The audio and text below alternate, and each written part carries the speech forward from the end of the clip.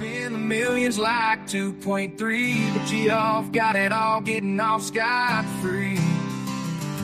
Try to talk tips like we're talking about stock, but you're talking about men printed on cardstock. When you open your mouth, I take it with a grain of salt. Cause the market's down and you're a clown, it's all your fault. You ruined the hobby I love with the bullshit. Jeff Wilson, Jeff Wilson, Jeff Wilson. You ruined the hobby I love with your bullshit. Jeff Wilson, Jeff Wilson. Did you dip me out? I think you dipped you out. What you talking about? I don't think you did. Yeah, let's do shake shit like a GOBs, like it's wholesale thing with the mid-FTs. Taking money from the people that pay. Most of them are broke, but that's okay. He's getting money even better tax-free. Loving all stimulus for PPP. You ruined the hobby I love with your bullshit, Jeff Wilson, Jeff Wilson. You ruined the hobby I love with your bullshit, Jeff Wilson, Jeff Wilson. Jeff Wilson. Jeff Wilson. Jeff Wilson.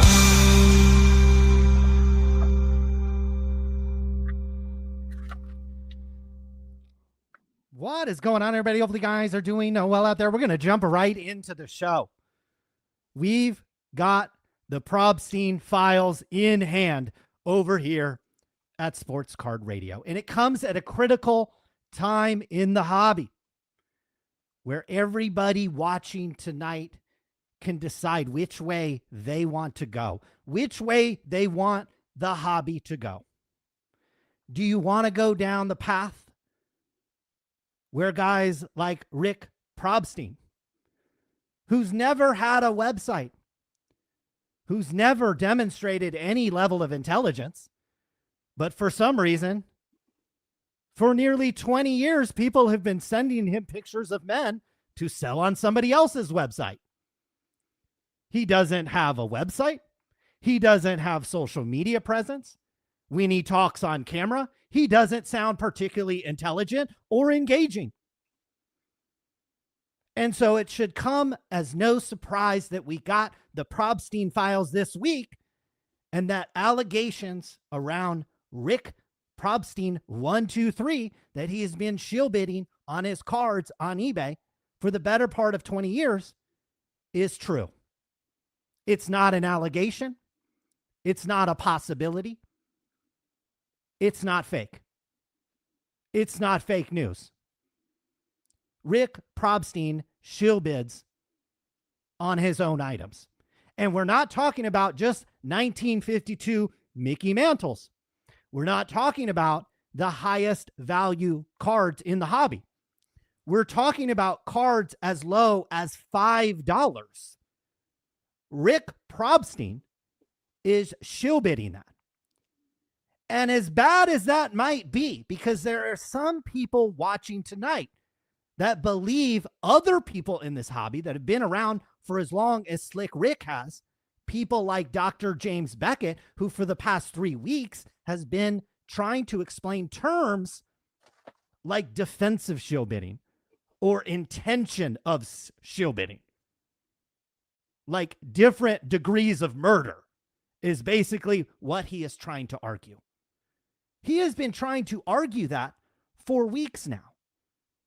4 weeks. And so there are some of you watching this tonight that don't have a problem with Slick Rick bidding on his own stuff. But this all comes at a price. And the price that people paid for signing up on the website Snype is that they have had their home address, their credit card information, their email addresses, and even personal items that they had inside of their own possession. That is now made public. through a data leak. Your credit card information, your birth date, your address. So there's a father going to bed right now as we join you at 5 o'clock on the West Coast on this beautiful Tuesday night. There's a father going to bed tonight, tucking his little boys in, knowing that Rick Probstein exposed his address, exposed his birth date, exposed his credit card information. He's going to have to wonder, did that information get in the wrong hands? Some of you are going to excuse what Rick Probstein has done in this hobby. Some of you are going to turn the other way. And I kindly ask you to turn off the stream. Go tuck yourself into bed, put on a diaper, put on a Depends, and turn the lights out. This show is not for you. Sports Card Radio is not for you. Sports Card Radio is not for the industry, because that's the choice we have tonight, Ryan. We have the choice. Is this industry going to continue to cater and prop up the Rick Probsteins? The Rick Probsteins, who I'll remind you, never had a website before these past couple of weeks, doesn't have a social media presence. And when you do see him speak, he doesn't seem like he's particularly intelligent. He's not particularly engaging. But this is the guy people prop up in this industry. In fact, Ryan, we saw just today,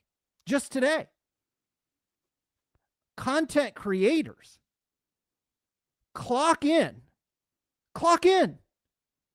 and defend this guy. And over the past couple of weeks, Dustin Sports Car Dad here on YouTube had Rick Probstein on every single week promoting Snype. And anybody that took his advice and signed up for Snype got their email address exposed, got their personal data exposed, their address, their credit card information. If they sent cards in to Rick Probstein, as we sit here tonight, anybody that sent this man cards, he still has possession of those cards right now. Somebody trying to sell a collection to pay a medical bill, to pay for a down payment on a house, to buy a Christmas gift, to pay for a bill that was coming up. Those cards are still in the possession of Rick Probstein.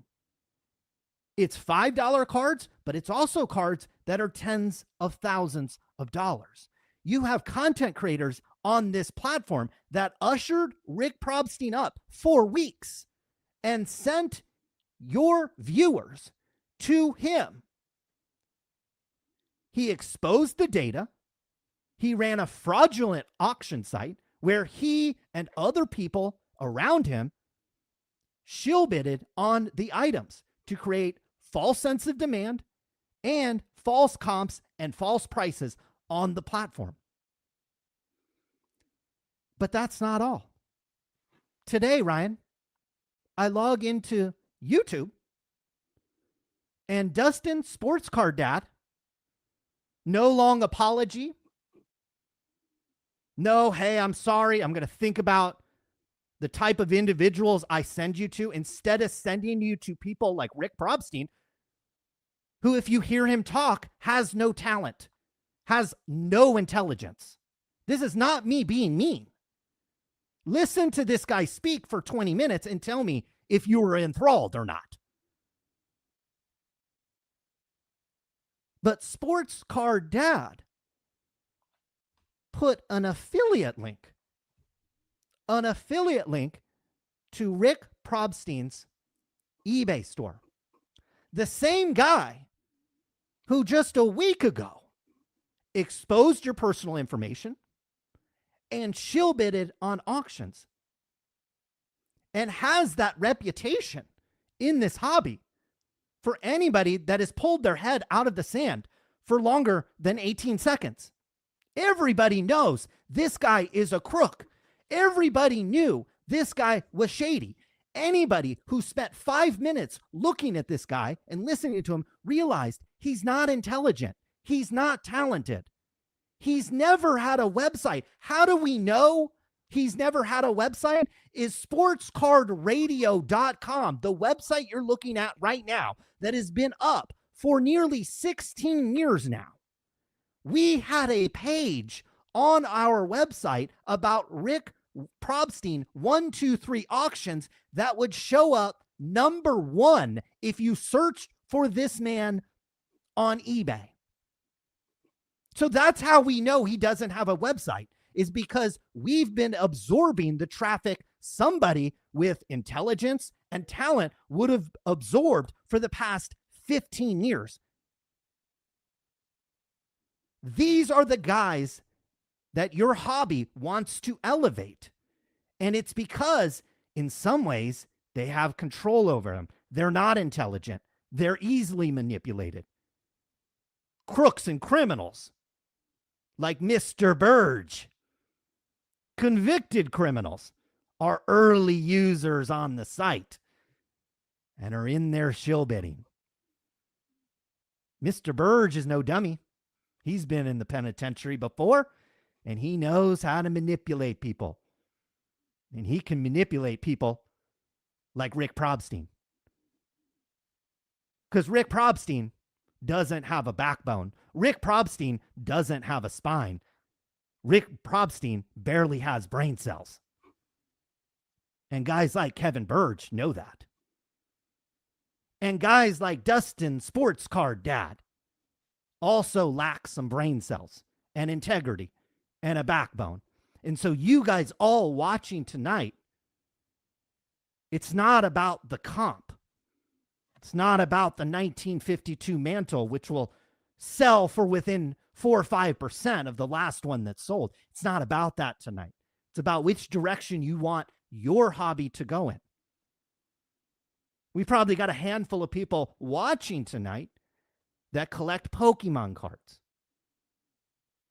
Not going to lie, I don't know shit about Pokemon cards other than every time I go and buy them for my son. They're expensive. They're hard to find, but they're a lot of fun. And that's what the hobby should be. We'll be at a card show this weekend, the Monterey Card Show in beautiful Monterey, California on Saturday. We'll be at this card show, laughing, talking, catching up with people, talking to them about their business, their family, how their Thanksgiving was, what are their plans for Christmas. That's what this hobby should be about. Not the card influencers that bring on smooth brain individuals who have been running a smooth one on the hobby for decades. Ushers them on. He exposes your data, exposes for good and definitively that he's a crook and a criminal. And he has crooks and criminals also co-conspiracy on the website and bidding as well. Convicted felons, card trimmers, people well known in the industry if you actually pay attention. This hobby's been going down a bad road, Ryan. When Jeff Wilson got back into the hobby, which most of these people watching tonight, including Sports Card Dad, they got back into the hobby when Jeff Wilson told you to buy cards. Jeff Wilson also told you he was a tech investor from Atlanta. He was a tech investor from Atlanta. Well, Ryan, Mr. Jensen Wong's house is not too far from mine. Mr. Tim Cook's house is not too far from mine. And on Monday, when I pick up a brand new Cybertruck, I'll probably drive right by Mark Zuckerberg's house too. Ooh. So we might know a thing or two about tech investors because they live next door. But the hobby ate up Jeff Wilson, I'm a tech investor from Atlanta, who's never invested in a successful tech company. And it turns out it was really his wife. This is who the hobby has been turned over to. This is who the hobby relies for information. People that didn't know who Kevin Burge was. people that didn't know that Rick Probstein has had a long history of shill bidding acquisitions. This is who the hobby wants you to listen to. So you have a choice tonight. It's not who do you collect, it's who do you listen to. And sports card radio has gone on to bigger and better things. I can get on a camera and not sound like Rick Probstein. I don't mumble and stumble. You can hear me loud and clear. And if I get off the shtick that I often spew here on the channel, keen eye individuals might recognize that the sweater I have on cost a lot more than the cards Rick was shilling on all weekend. So we have a decision to make. I can't be here to hold your hand every week on Sports Card Radio. Sports Card Radio has existed for 17 years. The time to post affiliate link Sports Card Dad was 15 years ago. You're a little late to the game. And you're late to finding out that the Epstein files have been exposed and he's guilty. That's what we're dealing with tonight. I am not alone. We are joined by none other than Ryan, who has been following this and covering this and understanding the situation a lot more than I do. Ryan, say hello to everybody tonight. Holy Lord, do we got a big one in the sports card world. It seems like we've got news bomb after news bomb dropping. Rattle Pokemon is in the house. He's got a couple videos on this where he explains the situation. We're going to go over the situation today. A lot of it is pretty cut and dry, but we'll get into some of the data that was dropped, some of the actual bidding. I saw a lot of hobby heroes wanted to call some of these screenshots of the bidding fake, but they'll run and talk about a mystery terms of service from Snype that nobody's been able to show. Nobody's been able to provide a copy of the Snype terms of service, but Darren Ravel ran to Twitter and started talking about the terms of service, waving it and said, guys, it said that Snype could bid on stuff. Neo Cards and Comics, he went on last night and said, guys, Darren said that Snype had this terms of service. I hope that they also looked up the terms of service of Bill Mastro of Mastro Auctions. This is before Jeff Wilson and Darren Ravel had to tell you guys when to wake up in the morning and how to get home at night. I know it's small print, but it says in the Mastro Auctions from 2009, ladies and gentlemen, about the year you started your podcast. It said all qualified bidders in good standing are eligible to bid on any lot in the auction, including employees and executive of Mastro Auctions. It also says Mastro Auctions reserves the right to execute any bid on our own behalf. Okay, very explicit terms of service. Bill Mastro, much like the ones probably in Snype and all the other auction houses. You know what happened to Bill Mastro? He went to prison for 20 months for shill bidding. So I appreciate Darren Ravel and all you guys waving around this terms of service that you've never been able to produce. And I guess somebody in the hobby is writing a book about it. And so now we got to go to Amazon and buy this book about the terms of service. I hope he puts the terms of service of Mastro Auctions. And I hope he mentions that the terms of service, when fraud is involved, is full of SHIT, ladies and gentlemen. We're a family show. We'll keep the cussing until later, until we start talking about some of these influencers.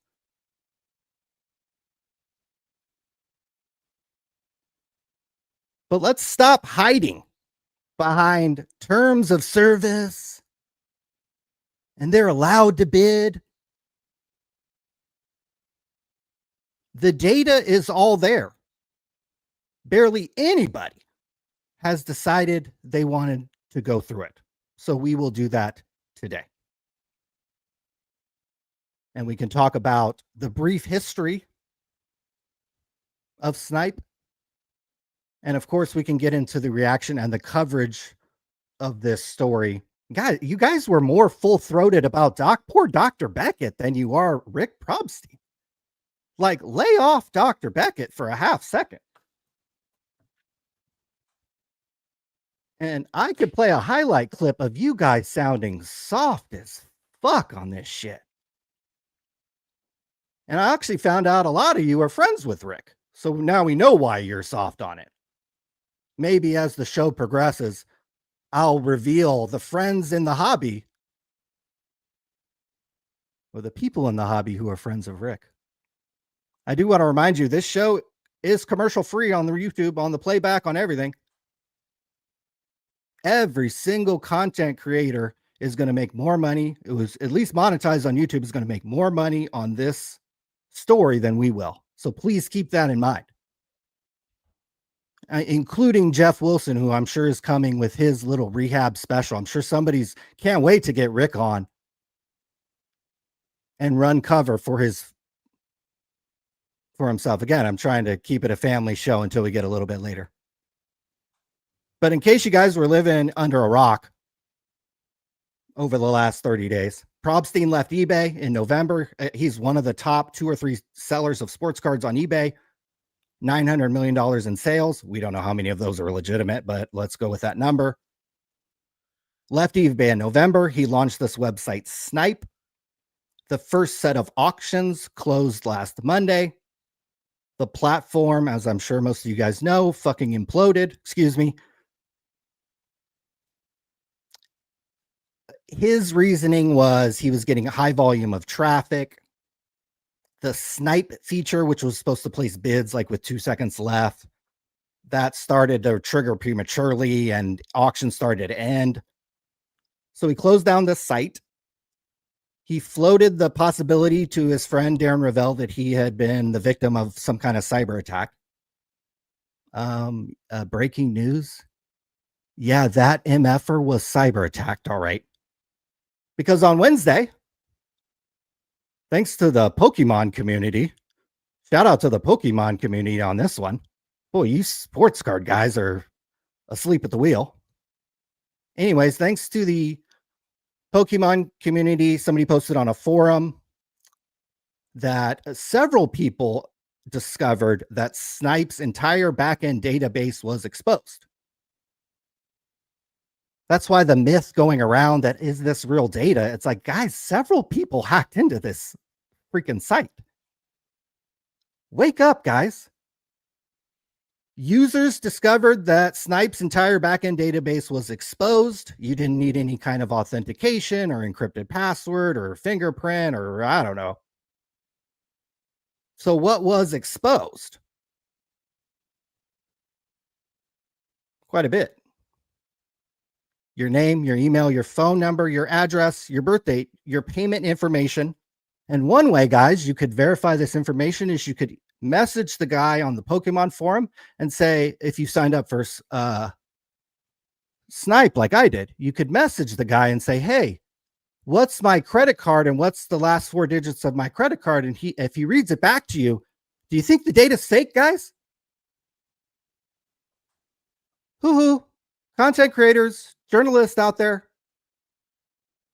Very easy way to prove the data is, and a couple people did this. You message the guy who has all the data and you say, can you read what credit card do I have and what's the last 4 digits? And if he reads that back to you. Anyways, what was hacked? Names, emails, addresses, phone numbers, birth dates, payment information, complete bidding histories.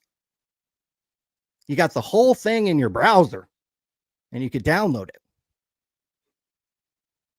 So that's kind of part one that, hey, you know, this data breach, which has kind of legal and kind of civil penalties associated with it. But the show bidding bombshell. The database revealed a bunch of suspicious accounts linked directly to Probstein, his wife, associates like Burge, who have been arrested for, you can go to our website that we've had an article over there for 6 years. And that was linked to by this forum. Because Burge has an account. And he was placing bids on the same items that Probstein was. So you got to wonder what's going on there.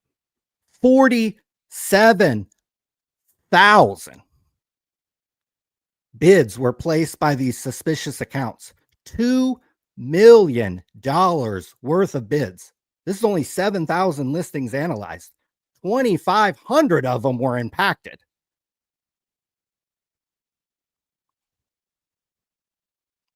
You can see I put my full throat into this on Twitter a few days ago, calling jail time for Rick, FBI time. I know if I was making videos, I would have done one that would have got hell of views. We will go through the cards that were bid on.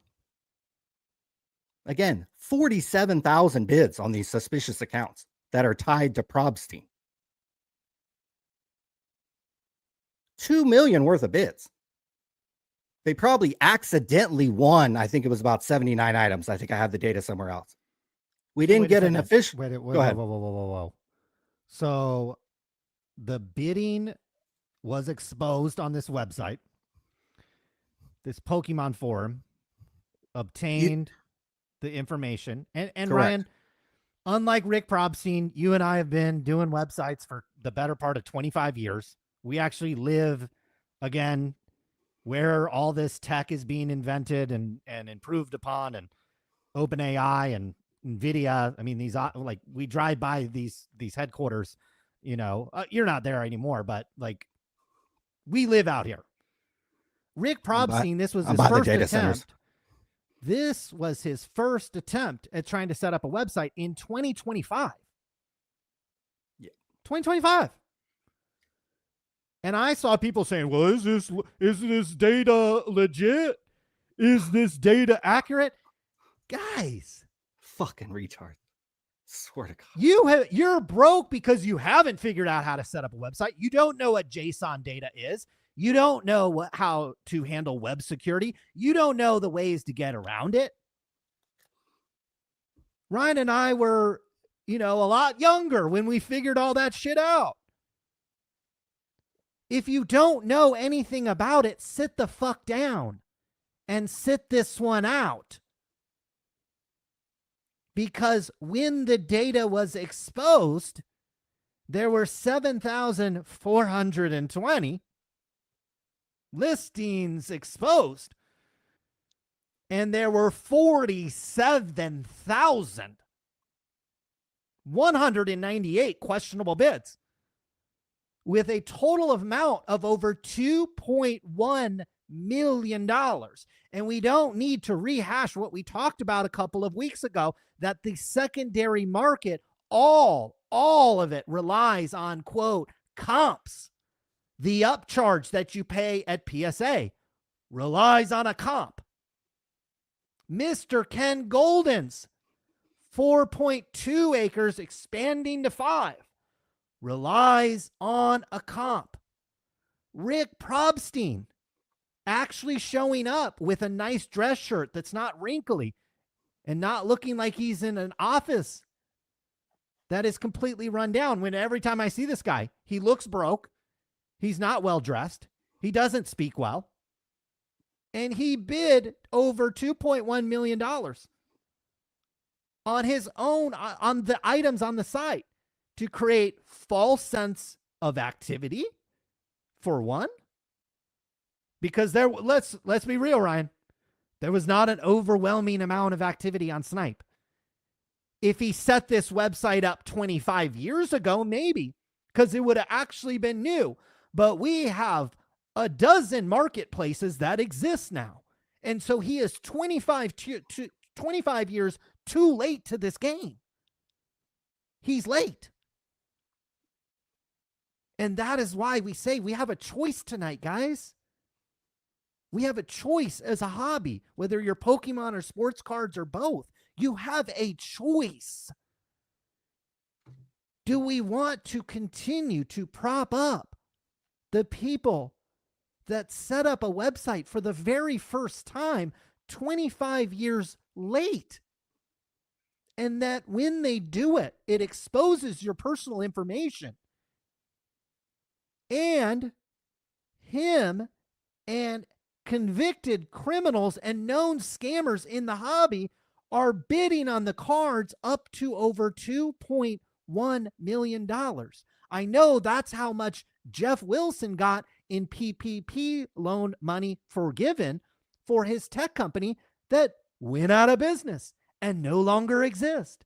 It seems like $2.1 million comes up a lot with these guys.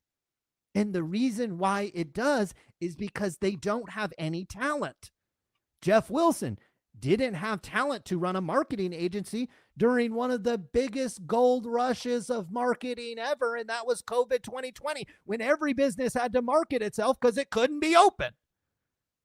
How do you run a marketing company during COVID and close and have to take $2 million in PPP loan money? You should have had businesses throwing you money. But he's a smooth brain, and we've chosen to platform him. We've chosen this. It's not that he took it. It's not that he earned it. Will Grier's a 4 times better investment than Kyler Murray. He's not saying anything more intelligent than that today. It's the same shit. But compared to him, you go down to the sports car dads who talk about shill bidding and then have to take the video down. The Neo cards and comics who have to read a press release. And then, I'm not a lawyer, but man, there was a terms of service on Snype no one ever saw. And that even though other people in this hobby had terms of services on their website, went to fucking jail.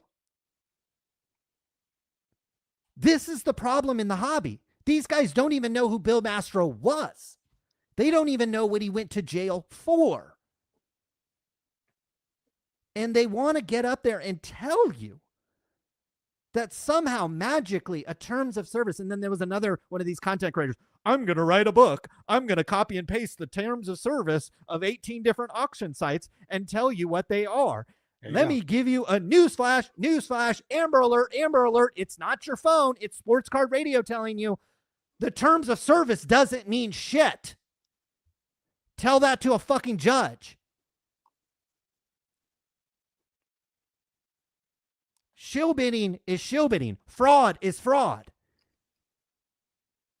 I know Rick Probstein has gotten away for the past 20 years, having you guys believe he's intelligent. He's a businessman. He's a mover and a shaker.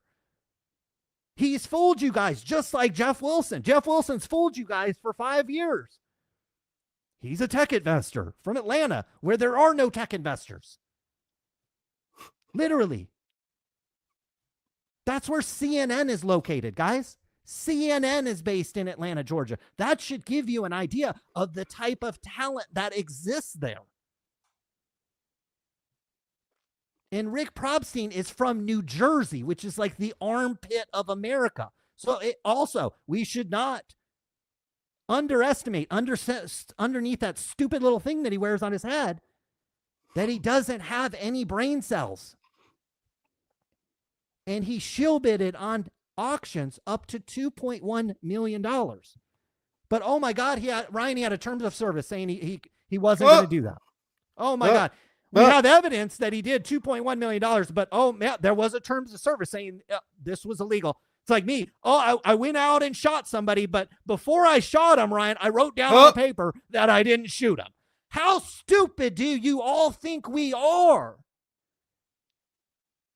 How stupid do you believe we have to be when some of us who have actually been around in this hobby for a while, have actually had a website, who've made money in this hobby, who's achieved a, quote, key person of influence? We know who Bill Mastro is. We have stuff about him on our website. We may or may not have talked to the FBI about him. So for some of you,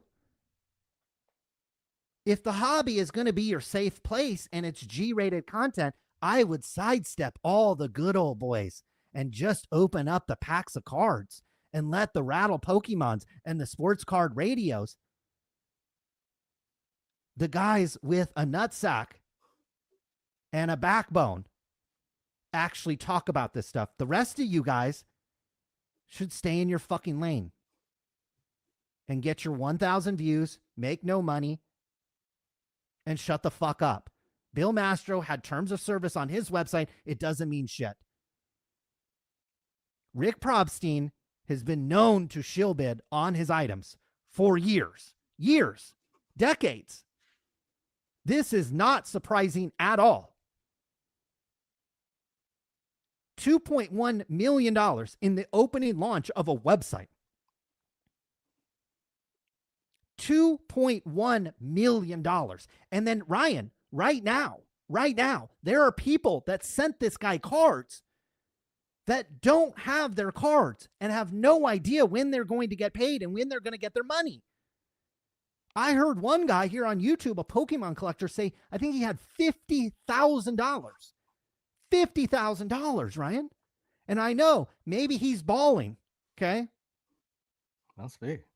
Maybe he's balling. I've got a $2,000 sweater on, but I know if I had $50,000 of my sports cards at Rick Probstein, I'd be a little concerned at this moment. Just a little bit. Wondering, am I going to get my cards back? Are they going to sell? And am I going to get my money? And newsflash for the Pokemon guys, and I don't want to take shots at them. There's maybe there's no indication that they would have known Rick Probstein's a criminal and a crook and an idiot. But maybe next time, and maybe $50,000 to you is nothing, but next time you send anything of any value, if it is a lot of money to you, do 30 minutes of internet research on a guy. And you'll find that the only people propping Rick Probstein up are people with lower IQs than he has.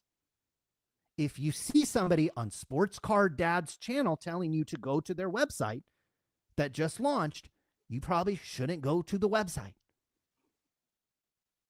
If you have Darren Ravel under the guides that I'm a reporter, oh, wow, you're reporting on pictures of men. Wow, man. What a fucking accomplishment. My God. What a career. Illustrious career. Fucking sit with your Twinkie, Darren, and shut the fuck up. If Darren says, maybe you should go to this new website, do 30 minutes of internet research and you would have found maybe an interview with Rick Probstein. You would have been, this guy's not very intelligent. This guy doesn't look very successful. This guy doesn't look very trustworthy. What is Rick Probstein's competitive advantage in this hobby, Ryan? We've never heard that he has great customer service. We've never heard that his packaging is better than everybody's. We've never heard his shipping times are better than anybody's. He doesn't do anything that somebody else doesn't do in this hobby. And that's why we have a choice tonight, guys. That's why we have a choice. It's not like we're choosing to go away from Rick Probstein, who had great service time and an amazing website that created a great community and had a big presence in the hobby. No, we're talking about a guy in a basement that people have been sending cards to for 25 years. The only competitive advantage he offered is that you could shill bid on the stuff and he didn't care. That was his competitive advantage. And everybody that paid attention to this industry that didn't believe Jeff Wilson was a tech investor knew that you send stuff to Rick and you can shill bid on it. He'll shill bid on it. He'll let you shill bid on it. He has friends and criminals and crooks that will also shill bid on it. He'll set up accounts in his wife's name and shill bid on it. This man would probably shill bid his own wife on an auction. And the story checks out. Just look at the guy. Look at him. Look at him. Look at that man. He would shill bid his own child up on an auction. Okay? And this is who we have the decision. The sports card dad will send you an affiliate link right to eBay and right back to his auctions. Even though there's people out there that had their data exposed, had their cards still tied up with this guy for weeks and weeks and weeks. I don't know how long it's been. What if, Ryan, you had a bill to pay? What if that money was going to a down payment on a house that had to close? What if you had a medical bill? What if you had college tuition due? What if you were trying to buy your kid a car or something? What if you were trying to go on a vacation? Well, thank God Sports Card Dad is sending affiliate links back to his eBay auctions. My God, thank God. Good God. Yeah, so you guys can all go get shill-bitted up on a picture of a man. Thank God. Yeah, I appreciate he did the videos with Probstein where he did the interviews. And again, I started tweeting about this story. I think they call it X now. Several days ago. And I actually appreciated being able to go back. I didn't watch the interviews. I actually appreciated to be able to go back and watch the interviews. And I know the Pokemon guy got flack. There was a Pokemon guy who interviewed Rick and promoted Snype, and he was getting heat for it. And I actually don't mind the softball interviews, especially in it's today. And I actually saw it on Twitter that, yeah, he posted an affiliate link to Rick's eBay account. Like, I just, can we just not send people? There's a lot of sellers on eBay. There's a lot of items on eBay to post an affiliate link to. And you're looking at two guys who have made more money, first of all, in the eBay affiliate program than all your favorite content creators just about combined. First of all. So when we talk about affiliate links, we know what we're talking about. There's a lot of things you could send people to, and it doesn't need to be Rick Probstein's, who's under this investigation, essentially for shill bidding. And also, hey, if you don't believe the shill bidding stuff, all these people's data, including mine, is now exposed. Thankfully, this guy on this Pokemon forum, he could have just started charging people's credit cards. He could have sold this data to PSA. The data's out there, though. Let's be real. True. If he has it, somebody else has it. Somebody else has it. I'm not saying that the guy on the forum went and passed off. There are web scrapers. And again, Rick Probstein doesn't know this, guys. There are web scrapers that surf the web, and his website was up long enough that the web scrapers scraped the web, found the vulnerability, the known vulnerability, pulled all the information, and they were pulling it as it was getting inputted.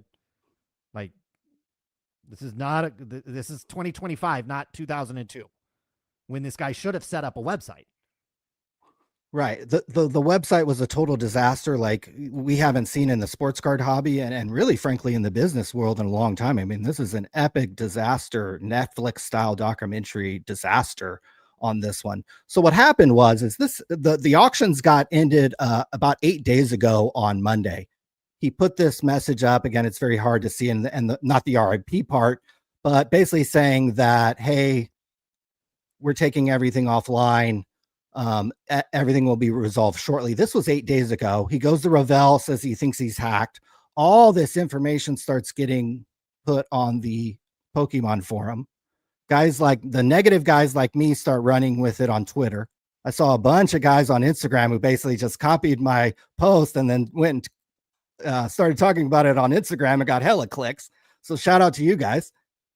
So this story blew up. A lot of people started talking about it. And anybody who looked at this data could see what the fuck was going on. Again, 2,500 listings influenced, 47,000 bids, $2.1 million in bids, 34 questionable accounts. Let's go through a couple of them. The famed Honey Bunny account. The email is probstein123@gmail.com. And again, you can go back 10, 20 years and see that that's been this guy's email for years. The address was a Delaware location owned by Probstein or his wife. The phone number was of his wife's. And the industry reference was just some gargle because Probstein could approve this. So again, he placed 12,000 bids. If this was some kind of hacked account, you don't think Rick checks his email? and sees that 12,000 bids are coming in through his email? Fucking idiots. Anyways, these are the screenshots people said, oh, I don't know if these are real or not, Colin. I don't know if God, you could just go to this forum and he literally provides you a download. How come has nobody's done this in this hobby? Guys, it's right there. You could down and it's why would somebody fake thousands of fucking cards? It's 492 kilobytes worth of fucking taste data of all the influenced auctions. What it make for a hell of a video, content creators. All 2,500 listings are in that text data. Okay, all the bids by Honey Bunny. The consigner, you could see who the consigner was. It says it's Rick Probstein 1. I wonder who that is, Colin. Who do you think that is, Colin? The consigner of this card, a 1998 Upper Deck Heart and Soul Michael Jordan Scottie Pippen SGC 9.5. It went for a grand total of $17. Rick Probstein was the consigner on November 7th, 5 days after his site launched. He placed a $12 bid in the Honey Bunny account. This is a $5 card or less. These big rich guys, Colin, that's all we've been hearing about in the hobby. They'd never sit around and act. They're so rich. This is Rick Probstein still bidding a card worth $5, ladies and gentlemen. How about a $24 card? Again, the consigner conspicuously is Rick Probstein. And on a different day, he came in here on 11/6, and you can find the Honey Bunny bids. They're every day. He's coming in early. He's coming in late. He's setting low bids. He's setting high bids. He's winning. It's not his only account either, guys. He's got to create the illusion that there's a lot of things going on. There's 34 accounts in question. He's got to create the illusion that there's activity on the site. So Rick Probstein's the consigner. He bid $12 on this card. It ended for $20. This is what your hobby heroes do all day, guys. They pawn you into fucking promoting them, and then they're sitting around bidding on their $24 cards. He's also was the consigner and the bidder, multiple times bidder, on the most expensive card in the auction. So he'll go down to 20, and then they hit you at the high end as well. 52 Topps Mickey Mantle, PSA 1. This isn't the exact card, but just for an example. Placed a $19,000 bid on the 5th. His other account came in, it looks like a few hours later, about 12 hours later, and placed a $27,000 bid as well on this item. He had another account, Johnny Pickley, rickprobstein@gmail.com, same phone number as his wife's. There's another Delaware location that's owned by Probstein or his wife.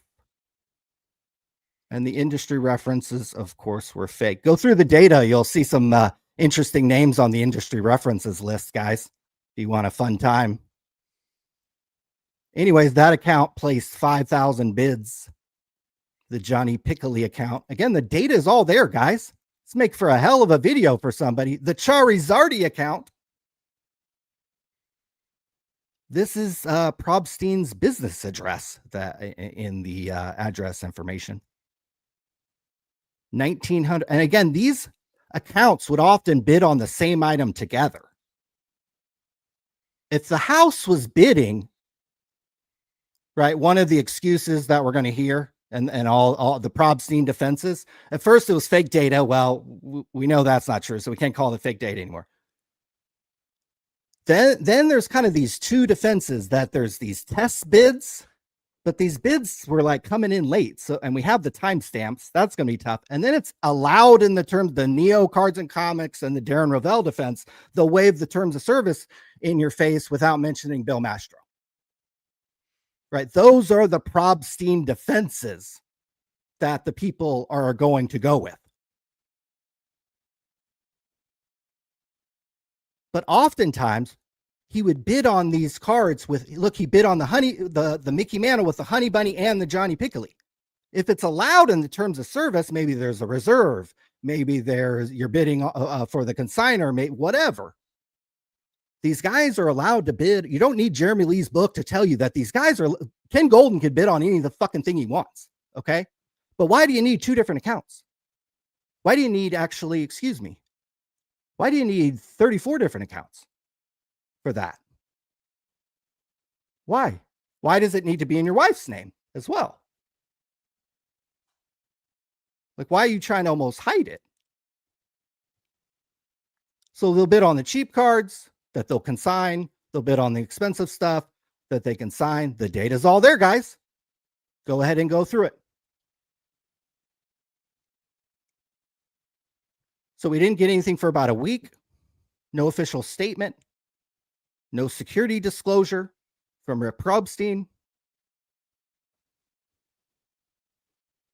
No notification to the affected people who had their data stolen or their data was out there. Just surrogates on social media making excuses for them. Finally, this Collect article came out. Very tepid Collect article that Snype was shutting down indefinitely. He's going back to eBay. You can go to Dustin's channel and I can get an affiliate link and go check out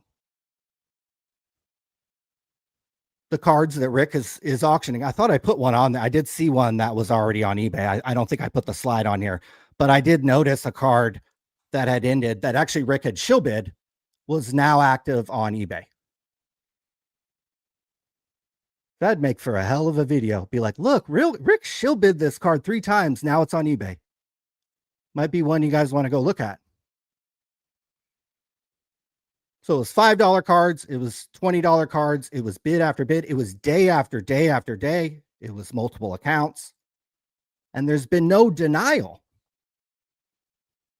Where's the this is fake news? Sports Card Radio you guys got to stop listening to those guys. Where's the denial? Okay, what we've gotten so far, again, initially the dorks were calling it fake data. That's not true. Now they're saying it's test bids, but why are the bids coming in on the auction close? 2 days before the auction close. And the Rovell and Neo are going to waive the terms of service in people's face. And it's like, first of all, where is it? Neo or Darren, please send me the terms of service because I haven't found it and nobody else has been able to find it. So first of all, produce it. Second of all, it doesn't mean shit if there's fraud. This is a catastrophic failure like we haven't seen in a long time in this hobby. And then we literally, Colin, we were talking about 10 days ago how we wanted to see the bid history, show the bid history, and we effing got it. We effing got it. And it's not good. It's horrible. What specifically about the shill bidding? How do you react to this? The dollar amount, the number of accounts, the non-denial of this. There's been no denial to this. What are your thoughts to that? There's absolutely no denying this. That I mean, I heard early on from a number of different people that, oh, this must have been fabricated. This must have been. And they say that before, and this is the society we live into, Ryan, and AI is going to make it worse. People are just lazy these days. That they see a headline and they think they understand the story. They see a clip on YouTube or something and they think that's the whole facts. Instead of actually going and looking at it and making the decision for yourself.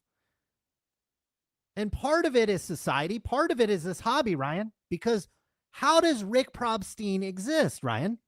It's because we're in a hobby where these people can't list their own cards on their own account. We live in a hobby, Ryan, where we have to buy a picture of a man. We have to buy a picture of a man. We have to send this picture of a man to another man who will then, Ryan, tell us what condition that picture of a man is. We have to then go to a website controlled by another man who before 2020 didn't know anything about cards. We have to scan the picture of a man and have another man tell us how much that picture of a man will sell for. And oh, wait, it doesn't end there.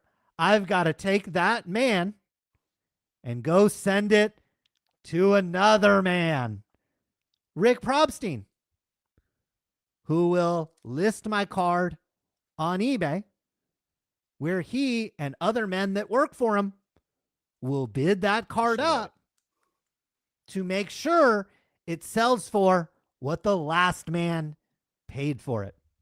Correct. That's the hobby we live in, Ryan.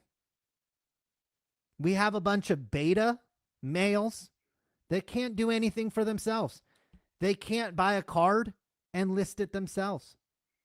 They can't buy a card and be satisfied with the condition of the card. They have to send it to Kurt's Card Care and have another man wax and rub and soak and press. And in the case of Kevin Burge, trim a couple of corners off of it. And then we learned a couple of weeks ago, Ryan, that there's actually a market for another man in the middle of these transactions. You remember P. Ryan accidentally bidding on his own cards. Well, he didn't actually send his picture of a man to the auction house. What did P. Ryan have to do? P. Ryan had to send his picture of a man to another man who then took the card and sent it to another man who then auctioned it off on eBay. Ryan, people are probably watching this tonight and they might be giggling a little bit. But everything I just said is factual. When you take a step back from this hobby, Ryan, you start to see why maybe the hobby is not as popular as it possibly could be. There's all these people in the middle of all of these transactions, and that you need another man to sell your card and list your card and ship your card. And oh, we have vaults these days, Ryan. We can't even take the cards ourselves. We have to buy the card off another man who's selling it for another man who sold it for another man on eBay. And that card has to then get sent to a vault so another man can hold it for us. Tax-free. Tax-free. So it should come as no surprise that when data comes out like this, Ryan, the talking heads in the hobby, after they clock out of their 9-to-5 job, and after they get done posting their 2 or 3 affiliate links, look at data like this and it makes them confused. It is too much for them to absorb because these are the same people that can't look at a card and tell you what the condition of that card is. They have to send that to another man. And if they wanted to sell that card, they'd have to rely on Jeff Wilson and his low-paid employee Teapot to tell you what that card was actually worth. Our boy Teapot. It's our dog. This industry relies on a bunch of other people telling you and showing you and doing things for you. And so it should come as no surprise, Ryan, when a story like this comes out, only the 2 or 3 people that exist in a hobby have the confidence and the intelligence to actually speak on it. So in the Pokemon community, thank goodness you have people like Rattle Pokemon. I don't collect Pokemon cards. I'm not going to sit here and pretend that I know a lot about them. I think they're really cool. I think they're fun. And my kids like to put them in their binders. And sometimes we play a version of Pokemon on the couch. But I have watched Rattle Pokemon's videos about Pokemon cards. He doesn't do all shady content videos. He does videos where he talks about a new set that has come out or positive aspects about Pokemon. And I watch his videos and I'm entertained. And I'm confident I'm getting an authentic voice who's intelligently speaking about the subject that he's covering. Unfortunately, people like Rattle Pokemon are few and far between in the sports card industry. We rely on people that have really only been collecting cards for the past couple of years, who have some kind of fantasy about what the sports card industry is and how we should be relying on all these other men in the industry to help us grade cards, to help us list cards, to help us sell cards, to shill bid the cards for us. And then when there's a shill bidding scandal, these men have to get on their own platforms that get hundreds of views and make up new terminology about crimes that people in this hobby have served jail time for. Dr. Beckett got on his own podcast and tried to justify crimes that people in this hobby, people that are in the position of Rick Probstein, have actually gone to jail for. And that's just the shill bidding aspect of this. If you look at data privacy laws out there, whether it's here in the United States, but particularly Europe, we don't need to put everybody asleep. They want to hear about pictures of men.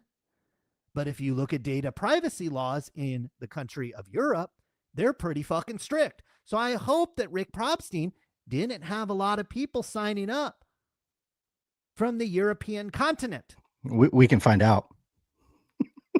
Yeah, I'm sure we could all find out. And I'm sure those people are finding out that their data is out there and their data is exposed. Rick Probstein is supposed to notify you.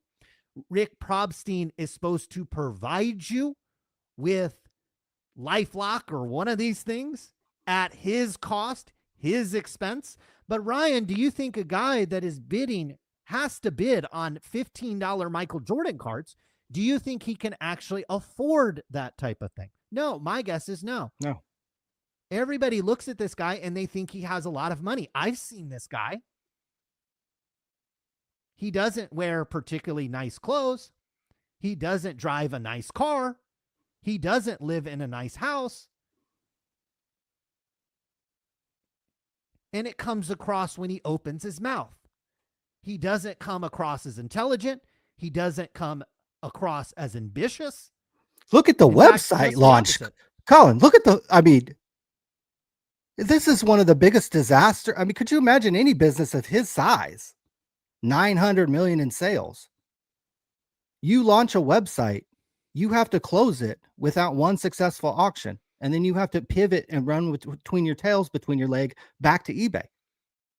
Back to the dinosaur of websites. We have Alt. We have Fanatics Collect, which was, the last time we were talking about this stuff was PWCC. And again, that was before Jeff Wilson got in the hobby and told a lot of you and your content creator friends to start making content and collect cards. Ryan and I were doing content about this when PWCC, now Fanatics Collect, was owned by another shill bidder. And we actually called him Brent Mastro Higgins. We nicknamed him Brent Mastro Higgins because of the shill bidding accusations.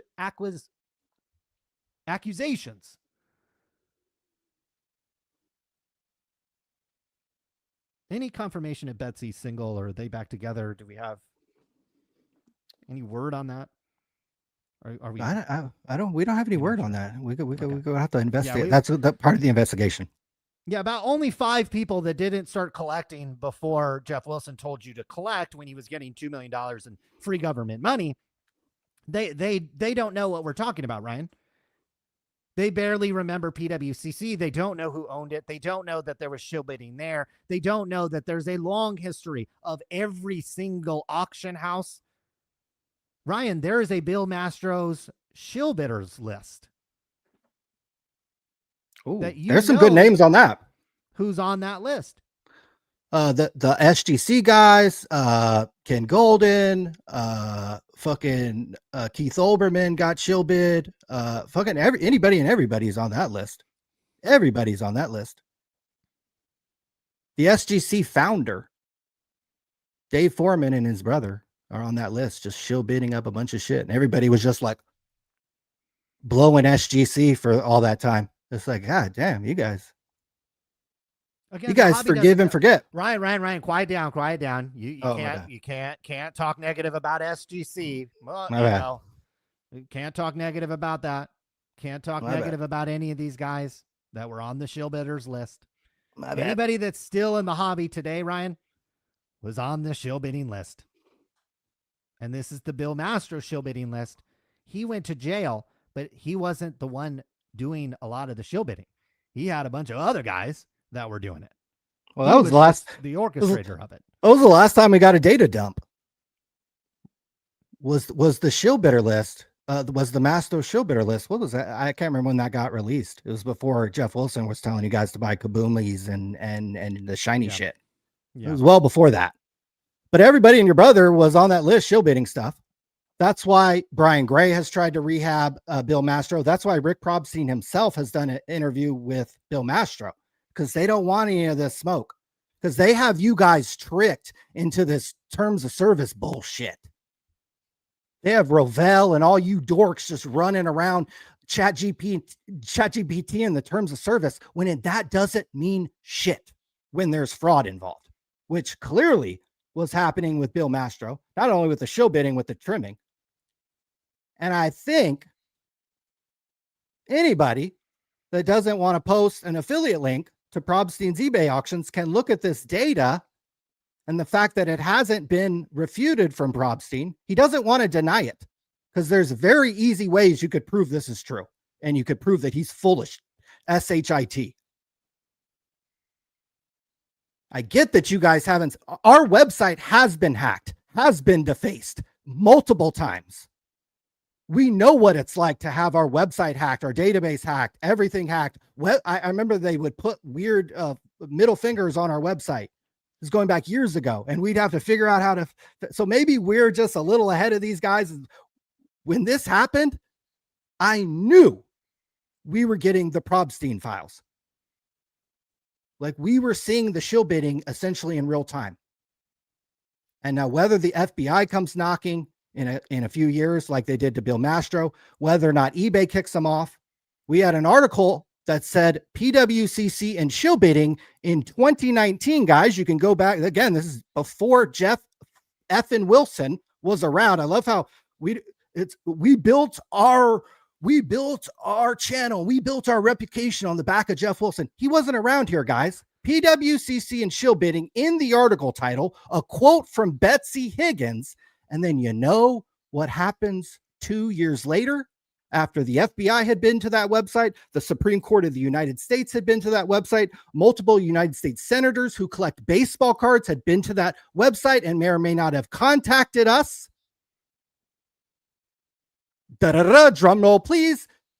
eBay kicks PWCC off eBay for breaking news, shill bidding, and then you had all the hobby dorks running around parading the talking points of Jesse Craig that, oh, eBay didn't kick PWCC off for shill bidding. They kicked him off because they were going to create their new marketplace. Go back and listen to the talking points in 2021. It's all your favorite hobby heroes talking about a talking point from Jesse Craig. No, guys. This story blew up in 2019. Took a little while to investigate. There were subpoenas handed out at the National, for F's sake, in 2019. Subpoenas by the FBI. We may or may not have talked to those detectives. And hey, maybe nothing happened from a legal perspective. Certainly from a civil perspective, they paid hell of money out the door. But they were kicked off their platform.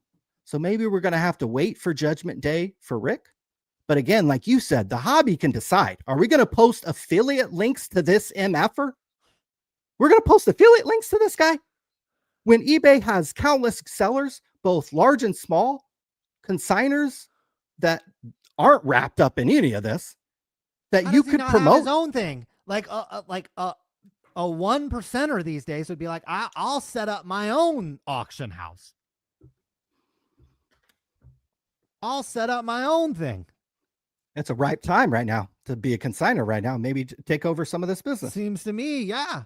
If the content creators would look around and say, wow, this guy actually isn't very intelligent. And nobody is refuting what I'm saying. There's nobody that even likes Rick Probstein that would say, yeah, he's one of the top most intelligent people I know. Nobody says that about him. Nobody. So before you buddy up against somebody, before you promote their thing, like ask people that know him. Like, yeah, okay, he sells your stuff. Okay, it's a business relationship. He's convenient. But is he intelligent? Is he a good businessman? Is he somebody that we should send traffic to and our audience to? Like, you should be able to identify this yourself. I understand we're from the streets of Stockton. To survive, you have to do this. You have to identify the threats very quickly. Otherwise, they'll come at you and they'll come for you. And so you have to present yourself that you're not a threat, that you see it, and that you're willing to fight back. I understand that a lot of you guys are pussy little bitches. But you should be able to look at somebody like Rick Probstein and just listen to him talk for 10 minutes. I'm not trying to like disparage him. Play me a 10-minute clip of anybody. Somebody should light this motherfucker up. I'm glad that you are. I'm trying to get people to realize this guy doesn't have any talent. He doesn't provide anything over and above what anybody else either already does or can do. And yet we're running cover for him. We're running free press for him. We're running social media posts for him. This is not Kobe Bryant's wife. This is not a kid with cancer who's trying to do this stuff. This is not somebody that's just trying to come up and learn the game and this type of stuff. This is not somebody who's contributed positively to the hobby for years and years and years. The only reason why he gets propped up is because he's a convenient idiot to have around. So when you have a 1952 Mickey Mantle or a 1989 Hoops Michael Jordan card, you can get $24 fucking for it rather than 18, because that's the spread on this. It'll either go for 24 or 18. And thank God Rick Probstein exists, Ryan, so we can get $24 fucking for a picture of Michael fucking Jordan. And it costs $24 to grade the damn thing. And oh my God, thank God we have them auctioning off the most collectible card in the fucking hobby. You could put that on fucking Craigslist and you'd get full price. You could put it on my fucking dick and somebody would pay full price for it.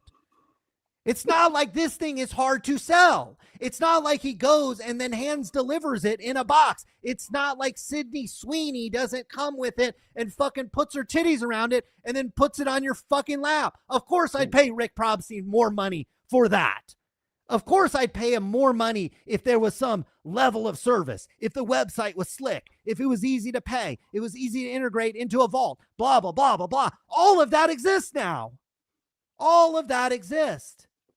Rick Probstein doesn't even have a website, and we knew this over at Sports Card Radio because we set up a page on our website when affiliate marketing actually printed money. We have a page on this website. We were like, this guy doesn't even know. This was like 15 years ago, guys. We said, this guy doesn't even have a website. This guy does, like, technically 7 years ago. I'm sorry. 7 years ago, we said, Rick There's his Probstein email. Doesn't have a website. Guys, Yeah, look at all these idiots down in the comments. Be like, I have cards. Hi, Mr. Rick. Hey, I'm in Mobile, Alabama. This is the hobby, guys. Fucking idiots. You guys, again, most of your frame of reference is after Jeff Wilson told you to buy cards. Our frame of reference goes back a little further than this. And we realized 7 years ago, Rick Probstein doesn't have a website. Maybe we can get to the top of eBay and look at the first link on there, Ryan. What is that? An affiliate link? Oh, that's an affiliate link. Oh my God, you probably made $10,000 from that link alone. Then that's not a lie. That's not an exaggeration. Probably more. That link right there probably put $10,000 in your fucking pocket. Right there. Because you realized he didn't have a website. He wasn't skilled enough to have a website, and that you could put up a page with his name on it with eBay and the title, and you could SEO your way to the fucking top. The hourly rate on this is insane. Oh my God. This page probably took you 7 years an hour, maybe. There you go. And again, a lot of you guys are just figuring this out right now. That this guy has no talent, offers nothing to the hobby, offers no competitive advantage over any other service, especially now. 7 years ago, okay, I get it. Times were different then. It's a long time ago in the internet world. The internet's moved really fast. Almost everybody watching this video has a bigger social media presence than Rick Probstein. Ryan, how do you exist in 2025 and operate a business and you have no social media presence? That's why he had to get out with the Dustins and the sports card dads and the Darren Rovels. They literally had to go over and cup his nutsack and tell his story for him because this guy can't even post on social fucking media. And you guys are sending this guy tens of thousands of dollars of cards. My God. You wonder why people that have intelligence leave this hobby and that we're left with a bunch of fucking idiots like Sports Card Dad making content, Neo Cards and Comment making content, what was his name? Great Curator. We got to put an iron circle around this hobby. These idiots are who we are left with. That's who we're left with because people with brain cells see this shit and they're like, this guy doesn't have a website. This guy doesn't offer anything, competitive shipping, vault service, white glove. He literally scans your card and puts it on fucking eBay. He was only around. And again, if you did 30 minutes of cognitive thinking, you realized, well, wait, why does Rick Probstein exist? Why does Rick Probstein actually still exist? If he doesn't do anything better than anybody else, and he's a fucking moron whenever you hear him on social media, on somebody else's social media, it's because he allowed you to shill bid on the stuff. Because he doesn't have a spine. He doesn't have a backbone. He's a fucking loser. He's a loser. Colin, what we're also finding out is a lot of the consigners were Rick Probstein 1. Like a lot of the stuff he was bidding on was allegedly stuff he also consigned. So probably a lot of those eBay. And one of the things we did learn from Dustin's videos when he was interviewing Rick, I think he said he had 500 people submit stuff for the Snype's first auction. So take the under on that. So maybe call it like 300 to 400 total people send him stuff. That's not a big number. Not a big number at all of people who actually trust this guy with their stuff. If you're only talking about a few hundreds of people, I would guess that somebody like DC Sports 87 has a vast much number of total customers in each one of their auctions per month. I would think it's more than a few hundred people that are submitting them cards. So this guy doesn't actually have a big customer base. He does have guys like Rovell, who's much bigger than somebody like Dustin from Sports Card Dad running cover for him. Look, we've gotten into the criticism of the coverage of this story. I think this Cardboard Life, he had a good meme about it today on Instagram. He showed this little puppy dog on the left,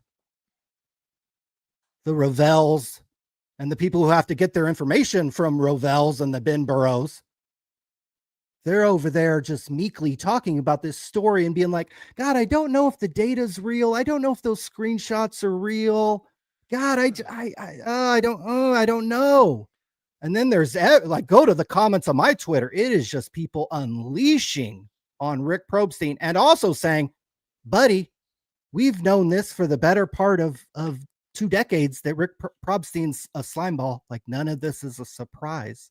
So you guys who run cover for him, it looks so shitty to your audience because people hate Rick Probstein. It's another thing if to bash on Teapot. That's universally liked. He came onto Sports Card Radio, presented himself well. Teapot's universally liked. People hate Rick Probstein. Guys, that gave you the cover to go really fucking hard in a video, in a tweet, in an Instagram post. But it turns out a lot of these guys are buddies with Rick. Colin, go ahead. Here's my point before you get into who's buddies with him, is a lot of people like Darren Ravel and other people in this hobby take cues from it. And I said this on Twitter. Boomers like Darren Ravel, boomer journalists in particular, but other people see it too because they don't have brain cells. Boomer journalist is what you see on CNN, Fox News.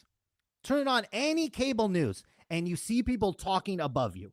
Look at the old school politicians existing, Ryan, in today's society. The Chuck Schumers, the Nancy Pelosi's. Ugh. I don't know any Republican Congress people because we've never had one out here in California. So I only know the old school Democrats. They talk above you. Ugh. Barack Obama talks above you. Okay. Ugh.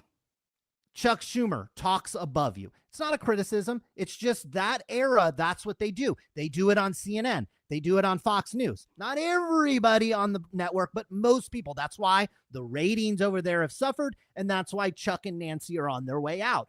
But there's a new era coming in, Ryan. There's a new era. Mm-hmm. Miss Alexandria AOC. And I'm wearing a Trump hat. Okay? So you know what team I'm on. This young lady has perfected the art of the new journalism, the new politician. She's speaking for you. I want everybody to catch this, particularly Sports Card Dad, particularly Neo Cards and Comment, especially Darren Ravel. You guys got to stop talking above people, okay? You got to start speaking for them, okay? When I'm getting on here and I'm outraged over Rick Probstein, I'm outraged because I know people have $50,000 worth of stuff with him. I know people that have had their home address, which they may have tried to protect very closely, that has been exposed. Other things that they might not want out there have been exposed.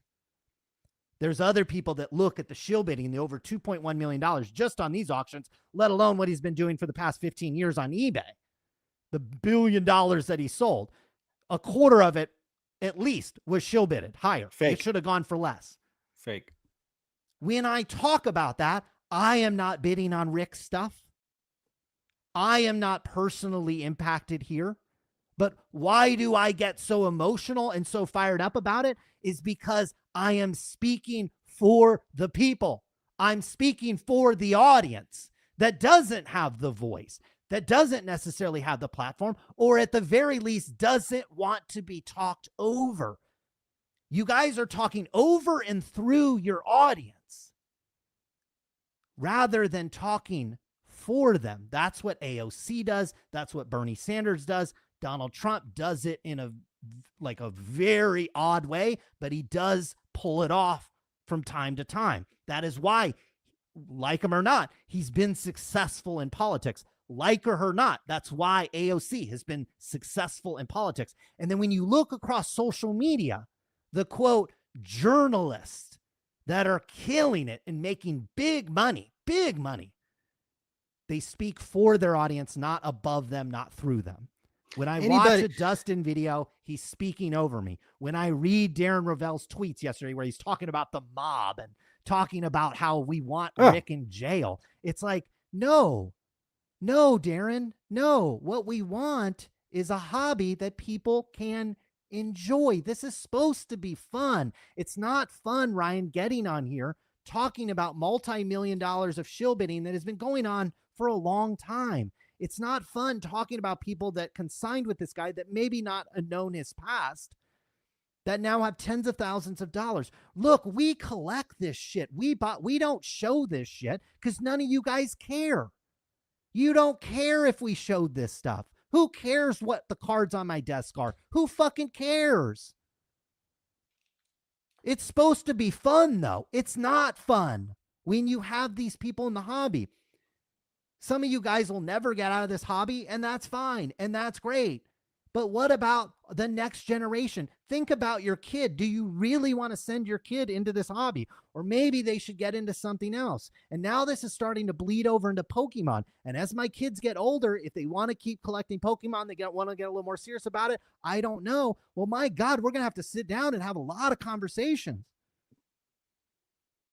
And this is about Pokemon cards. It's supposed to be fun. It's a game. And yeah, they're worth something and whatever, but this is supposed to be fun. It's supposed to be our leisure time. We're supposed to be able to crack open eBay and like build our watch list and say, maybe I'll bid on that Michael Jordan this week, or maybe this Michael Jordan, instead of going within 5% of the comp, maybe I'll get it just magically for 50% off this week. It doesn't happen because of the hobby has been orchestrated and architect, so it never happens. These guys want power and control and manipulation, and they're doing it with very little talent and offering very little to the hobby. What does Rick Probstein do for a positive way to the hobby? And I'm not talking about these guys that'll get on podcasts and talk about their charity work. My God, Jeff Wilson, don't get on a podcast and talk about your charity work. Just fucking do it. A real man who does charity work just clocks in every day and does it and never says shit about it. Now, if you want to do a fundraiser once a year, whatever, that's fine. You're trying to build community fundraising, but don't get on a podcast and talk about your charity work. Shut the fuck up. You know what he talked about on a podcast, the one with Dr. Beckett? He talked about how he spoke with somebody at eBay. This is before the Rick stuff, Probstein blew up. Jeff Wilson spoke with somebody at eBay and they told him that Rick wasn't involved in all the shill bidding. It's like, Jeff, shut up. Shut the fuck up. Do you know Rick? Have you slept with Rick? Like, shut up. You Rovels, you Jeff Wilsons. Just shut up when you don't fucking know something. It's okay for you not to fucking comment.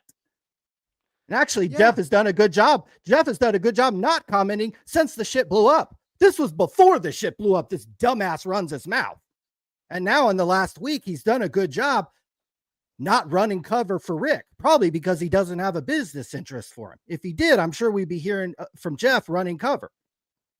No, he did for Backyard Breaks. He ran cover for him. He ran his excuse on Instagram. Well, that too. That's more probably people for working for him. But I'm talking. I don't think so. The Pokemon guy said he was. Rick Probstein literally said that he was going to send it to Jeff Wilson to disseminate. Right. He was going to send running his PR firm. It's a PR we know firm. That. We know that already. But Jeff Wilson was running PR for Backyard Breaks when Grant was talking about the little 12-year-old in her body. Jeff was going on Twitter and like responding and like sticking up be like, oh, we need to calm down. He got lit up for that. At least in this instance, he shut his mouth. I'm sure we're going to hear from him in the next couple of days where he's going to be like, guys, calm down. Oh, calm down, and buy a slab pack.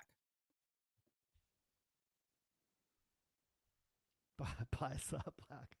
Colin, I don't know where does Probstein want to call in? Does any of these content creators who have waved around the terms of service and is writing a book about, you guys want to call in and talk about the master terms of service? Here's what I'll say. Anybody can call in, but if they think I'm all of a sudden going to shrivel up and be like, hey, Rick. No, I'm going to tell him to his face how fucking stupid I think he is, how unimpressive he is, how bad of a business person he is, how this is the only industry that he could have found an ounce of success, because I don't see an ounce of talent in this guy. And I would tell him, because I know he's watching. When we're saying this stuff, we know these guys are watching. We know Jeff Wilson watches. And believe me, guys, I would say this stuff to these guys' faces. I would say it to them at a card show. I would say it to them on the phone, in private, wherever it was. Okay? I understand most of you guys are from fucking Mobile, fucking Alabama, and you guys leave your doors unlocked and shit like that. We're from Stockton, California. The door's locked and the Glock is right there. Okay? 24 hours a day, 7 days a week. Okay? We won't show it here on YouTube because we don't want to get shut down, but it's there. Okay? So we're not scared. We don't care. No. This is the city and industry that we brought up in. We didn't go to private school. We didn't live a privileged life in Stockton. I was there a couple of weeks ago in the fucking ghetto. Let's so go to anybody wants to call in, they can. They always talk about going to court too. Let's go to court and let's spread this bid history out. Let's get more bid history in front of a judge. Let's do that. Let's get the eBay bid history. Let's hear why you have a relationship with Kevin Burge, who's a criminal. Yeah. Let's see Jeff Wilson's relationship. Why is Jeff Wilson running cover for you? Why is Sports Car Dad running cover for you, saying that he's not getting paid? My God, Dustin. What's Ravel's bid family history? To feed? Yeah, Ravel, don't you have a family to feed? I know he buys his bid history, and that's like the centerpiece of his collection now. Maybe he's part of this. Maybe Ravel's part of this. He has to be. The guy collects like the stupidest shit, like Twinkies and shit. So of course you've got like, this, like Darren Ravel has like a Twinkie. That's like the centerpiece of his collection. Ravel should release his bid history. He should release his bid history. Yeah. Well, if a fucking Michael Jordan is getting $24 shill bid on it, fucking Twinkies that nobody wants except for Darren Ravel is getting bid on. Colin, that's all we heard for years is, oh, these guys have so much money and they have 45 acres they're sitting on and $100 million. They'd never sit around and bid on these cards. Oh my God. Guys, blinking lights, Rick Probstein, the consigner, $12 bid on 11-7. Guys, I should have put it up. There was a $20 Michael Jordan card, SGC graded. Literally a $20 card in that grade. Rick Probstein still bid it on 3 different accounts. I've been posting it on Instagram. I'm like, guys, the Honey Bunny account bid on it, the Johnny Pickley account bid on it, and another account bid. He logged in 3 different times on 3 different days to bid on a $20 Michael Jordan card. This data is all out there. And you guys are sitting around and be like, oh God, Topps Chrome so expensive. And oh my God.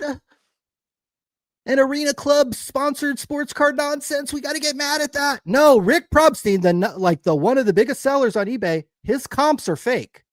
So Card Ladder should come to the camera and respond to that. Market Movers should come to the camera. These comps are fake. Are you going to take Probstein's data out of the Market Movers and Card Ladder? Because you might want to think about it. Because a lot of the items were his. He had 34 different accounts just on Snype bidding on this shit. If you go to the Pokemon forum, the guy kind of tells you some eBay accounts that might be Rick's shill bidding accounts. Guys, the data's all there. The Pokemon guys like Rattle Pokemon and some of the other guys have been going through it. You guys have been sitting around talking about test bids and we can't believe screenshots and using the word allegedly because you're all scared as fuck to be sued. Because P. Ryan scared you. Jeff Wilson has scared you. You guys are all scared about being sued by these guys who are actually probably broke. And newsflash, criminals and scammers, the last place they want to go is a courtroom. Why do you think Sports Card Radio has never been sued by any of these fucking idiots? Because they don't want to go to a courtroom and have all their text messages, all their communications, all their bid history, all their shit filleted across a courtroom and probably several live streams that we would do from outside the courtroom, possibly like court TV style. Wake up, guys. Wake up, you people who are covering the hobby. I wrote it down here. Guys, many of you have to wait for Jeff or Darren Ravel to tell you what to do. Or Rick to tell you what to say. That's 99% of you. With this story, which is huge, how many people do we have watching? Apparently 1,300 people for some reason are watching us on a Tuesday night. It is a holiday week, so people are off and bored. I don't think there's football tonight. maybe college. Nothing I'm selling tickets to. But guys, one of 3 lanes you pick with this story. You go fucking hard like I did, and you call for jail time. You call him, you say he's a missing person. You basically go all in. Or you be his PR agent and you run that game and you take the other side. Or you be G-rated and you cover it the best. Pac-Man. Is Pac-Man covering this? Probably not. No, he doesn't have to.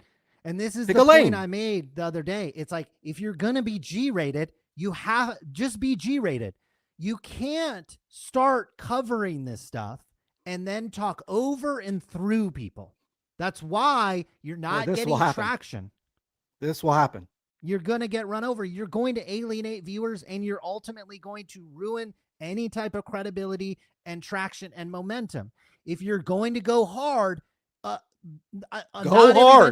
you can't do what we do because you're scared. But Ryan and I are proof. We've been doing this for a very long time, and we have more to lose now financially if we get sued than certainly 10, 15, 20 years ago. Okay. But we know who we're dealing with here. We know who people know things about Rick. Guys, know your story. People hate Rick. He is a hated person. Hated Rick before. Hate this guy. And the only reason why I want to make this point clear, the only reason why he exists in the hobby is because of exactly what happened on this website. That's the only reason why he exists in the hobby, guys, is he allows you to shill bid on the stuff, and he's back there doing it too, and not just on the Mickey fucking Mantle. He's doing it on the $5 Michael Jordan cards. Personally. He's literally doing it himself. Ryan, could you imagine any successful person shill bidding on their own business doing this? There are countless examples. That? There are, like, the low dollar shit goes on for pages, $100 and under. This motherfucker, multiple accounts, multiple days, not placing snipe bids, placing actual bids to show that there was activity. A lot of times on probably his own items. These are his own items. Multiple accounts bidding on. It's fucking insane. He should go to jail. This is fraud. This is fraud. You could read the Mastro case. This is like fucking duplication. This is like even exist in the hobby. Well, forget jail. The guy shouldn't exist. There's other consigners on eBay. There's other platforms and apps out there. And there's also your own phone and a fucking eBay account. To be fair, he has lost a lot of market share comparatively to where he was even 5 or 6. There's a lot of other players in the game. I mean, whatever. That's his own problem because he doesn't market himself. He doesn't have social media. And more importantly, he doesn't offer anything. That's how aside you can shill. Business. Aside you can scam. That's how you stay in business. That's how you stay in business is offer at this stage in the game. When it comes to websites, unless it's fucking ChatGPT, you're not offering anything that we haven't seen before. If you're launching an auction site, it better have some shit. Now he tried to do Snype and all this other fucking stupid shit, but he couldn't pull it off because he has no talent. Somebody with talent in the days of vibe fucking coding. Guys, it's not hard to code a website. Ryan and I have been doing it for almost 30 years now. I set up my first website when I was in high school, like 30 years ago. It's not hard these days. In fact, I wish I was 21 again with AI and I fucking could sit there and be like, set me up this website and press enter and then it's made. I mean, it's not that fucking easy, but it's gotten a hell of a lot easier now. My fucking God. Could you imagine, Ryan, these days, how many checklists we've put up if fucking AI existed 10 years ago? Well, all these tweets were written by AI. So 350,000 views in tweets that pushed this story. You didn't write any of those tweets. Hell no, I didn't. Hell no. He doesn't even know how to log into ChatGPT. He doesn't even know what it is. And that's not an exaggeration. We have a caller. He better come with it. He needs to connect his mic. Jay, connect your mic. And you got to come with it. Because when people call into the other shows, that's when I usually turn it off. So you got to come and talk about your Barack Obama. No. Whatever. Go hard. Go hard. Hard. Yeah. Hard at us. Hard at whoever. Something. I don't care. Come in and try to compete here. That's fine. But you got to compete. We are commercial free. Commercial fucking free over here on YouTube, guys. Everybody else is diming you out for these stupid ads. There are no ads on this right now. On the playback, there will not be any ads. I don't think there's any ads on our website right now. We had some super chats come in. We appreciate generously. That. Thank you. We appreciate that. Thank you. And we appreciate the people watching. They're super fired up about this. They're over here cooking Ravel. They're over here cooking these guys, being like, guys, look at what is going on. Go over and look at the data. This is not fake. This is not made up. This is not AI. We're not test bids. Like I said, I don't get fired up because I didn't have any cards with Rick. I'm not going to bid with him. I've known for 15 years he's a scammer. He's a loser. He's an idiot. I'm never going to buy his shit. But I see what other people are saying, and it makes me upset. I'm like, fuck. Even even the guys are like, I sent him $50,000 with barely even knowing him. I feel bad for that guy, even though, like, dude, do 30 minutes of internet research. Maybe 50 grand's nothing to him. I think you made the good point. If we got this guy out of the hobby, this hobby would grow. If we got all these fucking scumbags out of here. Get these guys out of here. We don't need them. Ryan, did the hobby get derailed with Snype pulled offline and all? I don't understand everybody involved in the situation. But, like, did anything else get disrupted? Your enjoyment of the hobby? No. Did you see Tops at Costco this week and you bought a box? Or your kid, if we're talking about Pokemon, this guy doesn't do anything. Colin, how about Rick had 900 million in sales or whatever Darren Rovell was quoting out there. That left eBay a month ago. The hobby has not even hiccuped, has not skipped a beat. Rick Probstein is fucking meaningless. Most people wouldn't even have noticed. This is why he has to go on here and shill bid $20 Michael Jordan cards. Sub $20. He had to place 3 bids on a fucking $20 SGC Michael Jordan card that he consigned himself. 3 bids on 3 different accounts, Colin. That's what these fuckers do all day. That's what they're doing. Then they'll pump up the high end. Go look at all the Griffey shit he was bidding on, guys. Go look at all the little precious metal gems that he was making sure he pumped and that he was in there 3 or 4 different times. Those are now on eBay. Those are actively on eBay right now. Cards that he shilled. Now those are listed onto eBay. And these content creators are sitting around being like, well, it said in the terms of service that he could bid on his own shit. But hey, how about 10 years ago when this fucker went to prison for 20 months for doing exactly that? Grab a nutsack, guys. This is one of the biggest stories in a long time, and you're not going to get this data dump unless the government gives it. The government, go back and review the Mastro Show Bidder list, and a lot of your favorite hobby heroes will be on that. You haven't got something like that in a decade where we get a data dump that shows the 40,000 bids that he placed. And there were people that were doubting the data, and the guy had to keep coming back and be like, guys, send me your name, send me your address, and I'll tell you what credit card you have and what numbers are on it if you think the data's fake. Yeah. And the last thing we should be doing is posting a fucking affiliate link to this guy's website.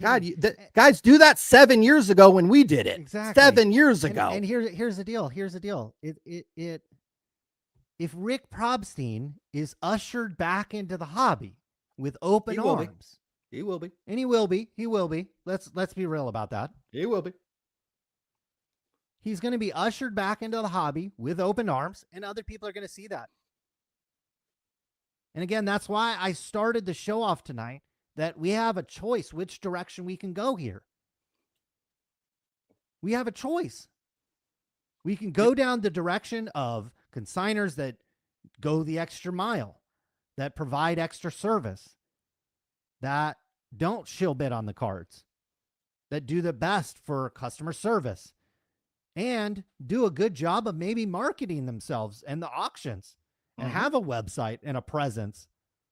And that if they were to launch a website, it wouldn't fail as spectacularly as this. Or we can just go back to Rick. And truth is, guys, sorry, but we're going to go back to Rick because the hobby needs him. As crazy as that sounds, the hobby, the good old boy network, needs Rick Probstein. They have trimmed cards. Why do you think Kevin Burge, Ryan, is on Rick Probstein's site? One of the first people to sign up. Why do you think Kevin Burge is on his website? He was one of the first people. He's one of the first people on there. Why do you think this guy, and again, this goes over the head of 99% of the people watching tonight, but the 1% out there that can wear Louis Vuitton sweaters and make a nickel understand, oh my God, a guy like Kevin Burge was on the site. Assault with a deadly weapon. Holy shit. That means any card you actually do end up taking possession of was for sure shielded on and probably trimmed. That Mickey Mantle on there, my God. Trimmed. There's been some cardboard shaved off that one.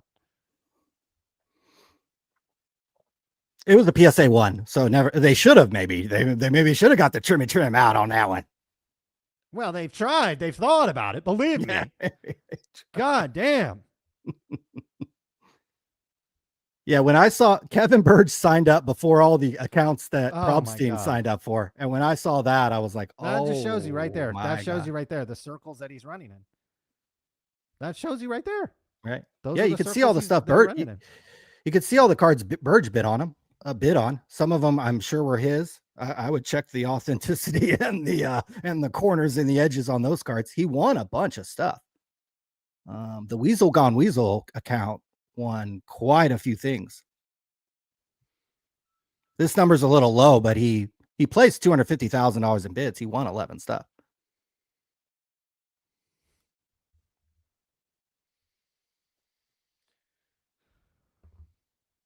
That was Rick. He placed Burge placed over 2,900 bids for probably around, that number's a little low, but he won a bunch of auctions.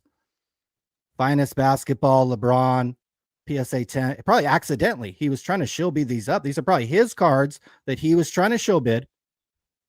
With Rick's help, Rick was in here. Look who else was bidding on these cards. His industry reference was Rick Probstein. The birth date is accurate. And we know that because he's been arrested quite a few times. We have some mugshots.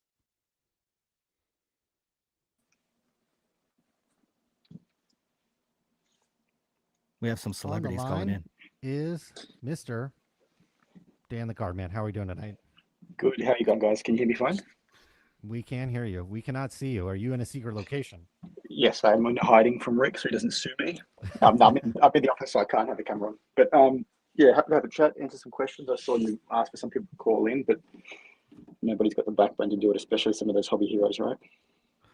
Well, what is your thoughts on the whole thing? What is your take on the whole thing? I think it's just a shit show from end to end, to be honest. I went off pretty hard on Darren Ravel and the guys at Collect today because sort of the responses that we saw yesterday are just ridiculous. And I think it's, disgusting that you've got customer data out there that's now being corroborated and verified by people like Catching All Collectibles and other people in that forum post, and it's not being taken seriously.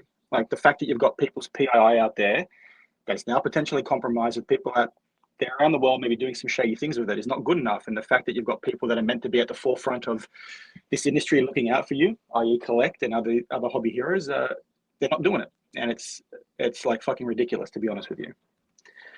And this story's obviously gotten crazier by the day. I think when this thing first popped off, I sort of reported it, talked about it. I found it so absurd that it was almost non-believable. I think I shared an Instagram story that you referenced, Colin, where you sort of disagree with me a little bit, but my whole thinking on it is it's so brazen, it's so fucking blatant that it's almost hard to believe. Like, how could somebody establish a business and leave the back door open? I know you were sort of going about earlier talking about how these people are idiots. That's all fair. But, like, how fucking dumb do you have to be to try and rip someone off and you leave the back door open? Well, That's the part that I can't comprehend, right? I don't want to cut you off. So your point is, I think you said in a video where you can't believe how brazen and how stupid you had to be. And I don't actually think it's all Rick's stupidity. It's that it's the complacency of the general industry of the sports car business. And we've seen it since then, that he did all this. He exposed people's stuff. He exposed that he's a shill bidder. He exposed basically he's a criminal. And the industry ushers him back into his seat at the table. And Rick knows that. He's pretty dumb, but he knows that he could, what Trump has a line, he could go out to Fifth Avenue and shoot people and people would vote for him. Rick Probstein feels the same way about this industry. He could shill bid on $2 million worth of $20 Michael Jordan cards. Everybody can know it. Everybody, because he's gotten away with not having a website, not doing anything spectacular, not marketing his business, not offering anything that we haven't ever seen in this hobby before and that other people do as good or better. He understands that he's going to get ushered back the good old boy network. And that includes kind of the new good old boy networks of like the Jeff Wilsons and those types of guys. They'll just PR agency him right back up into it because eventually they're going to have a $20 Michael Jordan card that they're not going to want to see sell for $18. And so Rick Probstein knows this. That's probably the only thing that he has full comprehension of. Everything else is a little fuzzy in his brain. Yeah, it's so short-sighted though. Like, in all honesty, if you want to rip people off, at least do it the right way. Like, he had an ample opportunity here to shill bid to the moon, to take advantage of people, and his team let him down by leaving the back door open. Like, I likened it, I think, in one of my videos to you sort of cheating on your missus, right? You're cheating on your wife and you come home and you wait till you get in the shower with her before you take the condom off. But that's how brazen and blatant this whole situation is, where, like, you can't really blame anyone else. They sort of left the back door open, people looked in and then they saw everything. And then you have this information get corroborated with marketing material that they put out there. You've now got people on that forum post saying, hey, your payment data is here. This is your credit card. This is your credit card numbers. Like, I don't know why we're not getting people responding to it. And then you have, Dan Ravel talking about the mob mentality, like we're bad people for wanting to protect customer data. Like that's like fucking insane to me. And I went off on them today, the last minute of my video. Today I got very angry, but it's weird how I feel isolated in the sense that I care about people and yet others don't seem to have the same care. I just don't understand how we've got to this point, or why people in this industry that are at the forefront are allowed to sort of be there and not give a shit about you. They need the prices to be high.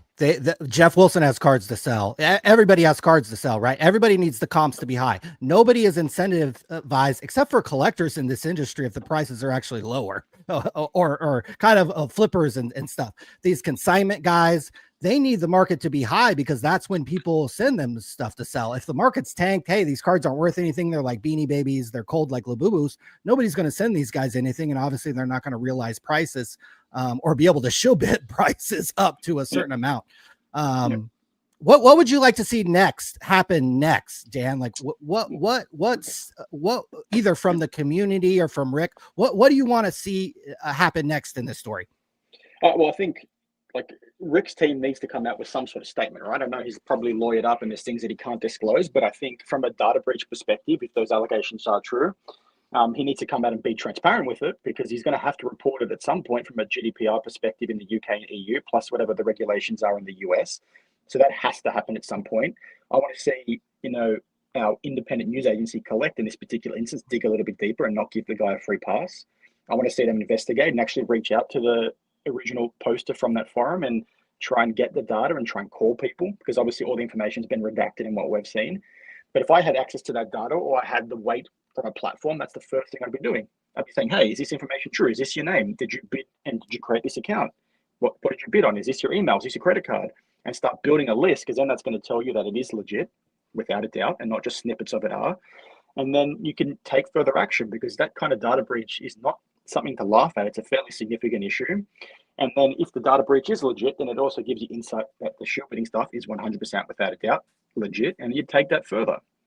I don't understand why it's landed where it is. So I'd like to see the people that are meant to be journalists in this space actually being journalists and investigating and trying to get answers for people. Like, is that too much to ask? That is what they call they are right up front calling themselves journalists. You know, Ravel was doing that last night too, talking about journalism and shit. It's like, bro, your audience, like the Ben, well, Ravel's taking heat. It's Ben Burrows. How do you write this article and not mention the fucking shill bidding, Ben? Like, call in, Ben. How the fuck do you write this article and not somehow mention it? How? Yeah, like to be honest, that's part of what I went off on today, right? It's ridiculous. Yeah, like I think you did a good job with that. Because Collect, you know, they did some marketing for Rick before this happened, right? Before this launch. So, you know, do they not have an obligation to their readers to sort of say, hey, sorry, we fucked up. Like, you want to use this platform, now your data's out there. Like, sure, they might sit back and say, well, the data's fake, blah, blah, blah. But look into it. Don't just disregard it. There's people talking about it on the internet. You have to acknowledge it. Mm-hmm. Like, you can't just pretend the elephant's not there. You need to sort of give it some substance and look into it and do your job. Well, you piss off your audience. That's your job. You piss off your audience when you throw out this cupcake article talking about technical glitches and, oh, he's just going to go back to eBay. It's like, whoa, hold the phone, buddy. We just got the Probstein files before the Epstein files. Let's dive in, bro. Like, let's do some investigative journalism here. Well, no, apparently people want to bury it. He's back on eBay. People are moving on. I like, to be honest, I'm sick of this crap that happens in this industry. It's frustrating, but I don't know what else to do other than not let it disappear, right? So when things come up, I'm going to talk about it. I think the plan for me is once I've got a bit of time, because obviously my job's very busy. I've got 2 young kids. In the downtime, I'm going to try and look into this myself a bit further and try and reach out to some of these people within the data to see if I can get answers for myself, because this is not, you know, a small piece of, you know, nothingness, right? It'd be fraud. Like, if everything in there is 100% legit, it's fraud. And you can hide behind terms of service all you want, but just because you refund a customer, I don't think that makes it okay. I agree. So, Dan, yeah. Any other closing words for the audience? No. If you find Honey Bunny, let me know. Happy to have a chat. All right. Well, yeah. Hey, you know, if you find Honey Bunny, call us. Let us know. She looks like Cheers, boys. Yeah. Thank you, Dan. Yeah, exactly. Cheers, boys. Thank you, babe. Yeah, we need to get an APB out there for Honey Bunny. I would have said one of these other honeys in the hobby, but boy, we don't want to get in trouble. We have Collector Charles on the line. Mr. Collector Charles, how are we doing tonight? Yeah, I'm great, guys. First time caller, big fan of you guys. I've got about 100 subscribers now on my video channel. What is it? It's at Collector Charles on YouTube. The last video I did, as a matter of fact, referenced not only your article that you had, but it referenced Sports Card Dad's interview with this guy who admitted, I'm the only person talking about Rick Probstein that can allow people to come in and I have to approve the super bidders. There's 2 types of bidders. Your regular bidders who are broke and poor and fuck you all, and the ones that, oh, you guys will bid the big money. So I'll approve you guys and I'll help she'll bid your shit and I'll help get your money and I'll take a cut of it.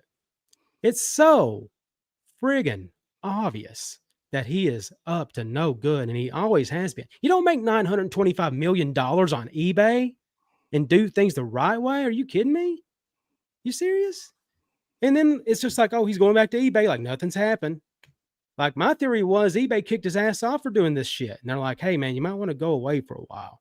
Like Jordan in the 90s when he went to play baseball for the first year and a half. And the coincidence is, well, they actually have the gambling suspension for about a year and a half. But they're not going to say we suspended Michael Jordan for gambling. He left to go play baseball to pursue his real dreams. You know what I mean? So this is all. When I got back in the hobby a few months ago, I went around on eBay and stuff, and I saw Probstein. I went, okay, this sounds shady as it is anyway. I looked at his cards and went, no, they're way too high. They go from one amount to way up in like what, like a last 10 seconds before the bid's over. And then he even admitted on Sports Card Dad he uses a technology to snipe bids. That's horse shit. Like, dude, you just admitted you're like a piece of shit in the hobby pretty much as far as getting cards and stuff. Like, it's just The crazy thing, one of the thing Rick Probstein, before he took down his Snype Instagram, is he showed a reel that showed the bid history of the Mickey Mantle card, and it actually showed the shill bid accounts on there, and that was another way people were verifying the data. So, I mean, even on Instagram, Rick was brazen enough to brag about the shill bidding. So it's hey, the dude motherfucker doesn't even know how to log into Instagram, so of course he exposed his own fucking crimes. Either he's a dipshit or he's so arrogant, it's fucking stupid. Yeah, Either he's a dipshit or the most arrogant person in history. It might be both. You can be both. I think you're right. I think it's a little bit of both. Hey, what are you collecting these days? Like, I mean, you know, what are we talking about on the YouTube channel and stuff outside of when we have these kind of massive stories or whatever people want to call this? What's the content about? What are you talking about over there? It's calling out bullshit in the hobby for right now until it calms down. Then it'll be about what I collect. What other bullshit are you? I mean, this is fucking big, Topps charging $80 for retail for a fucking Topps Chrome basketball. $80 for retail hobby, like for a blaster.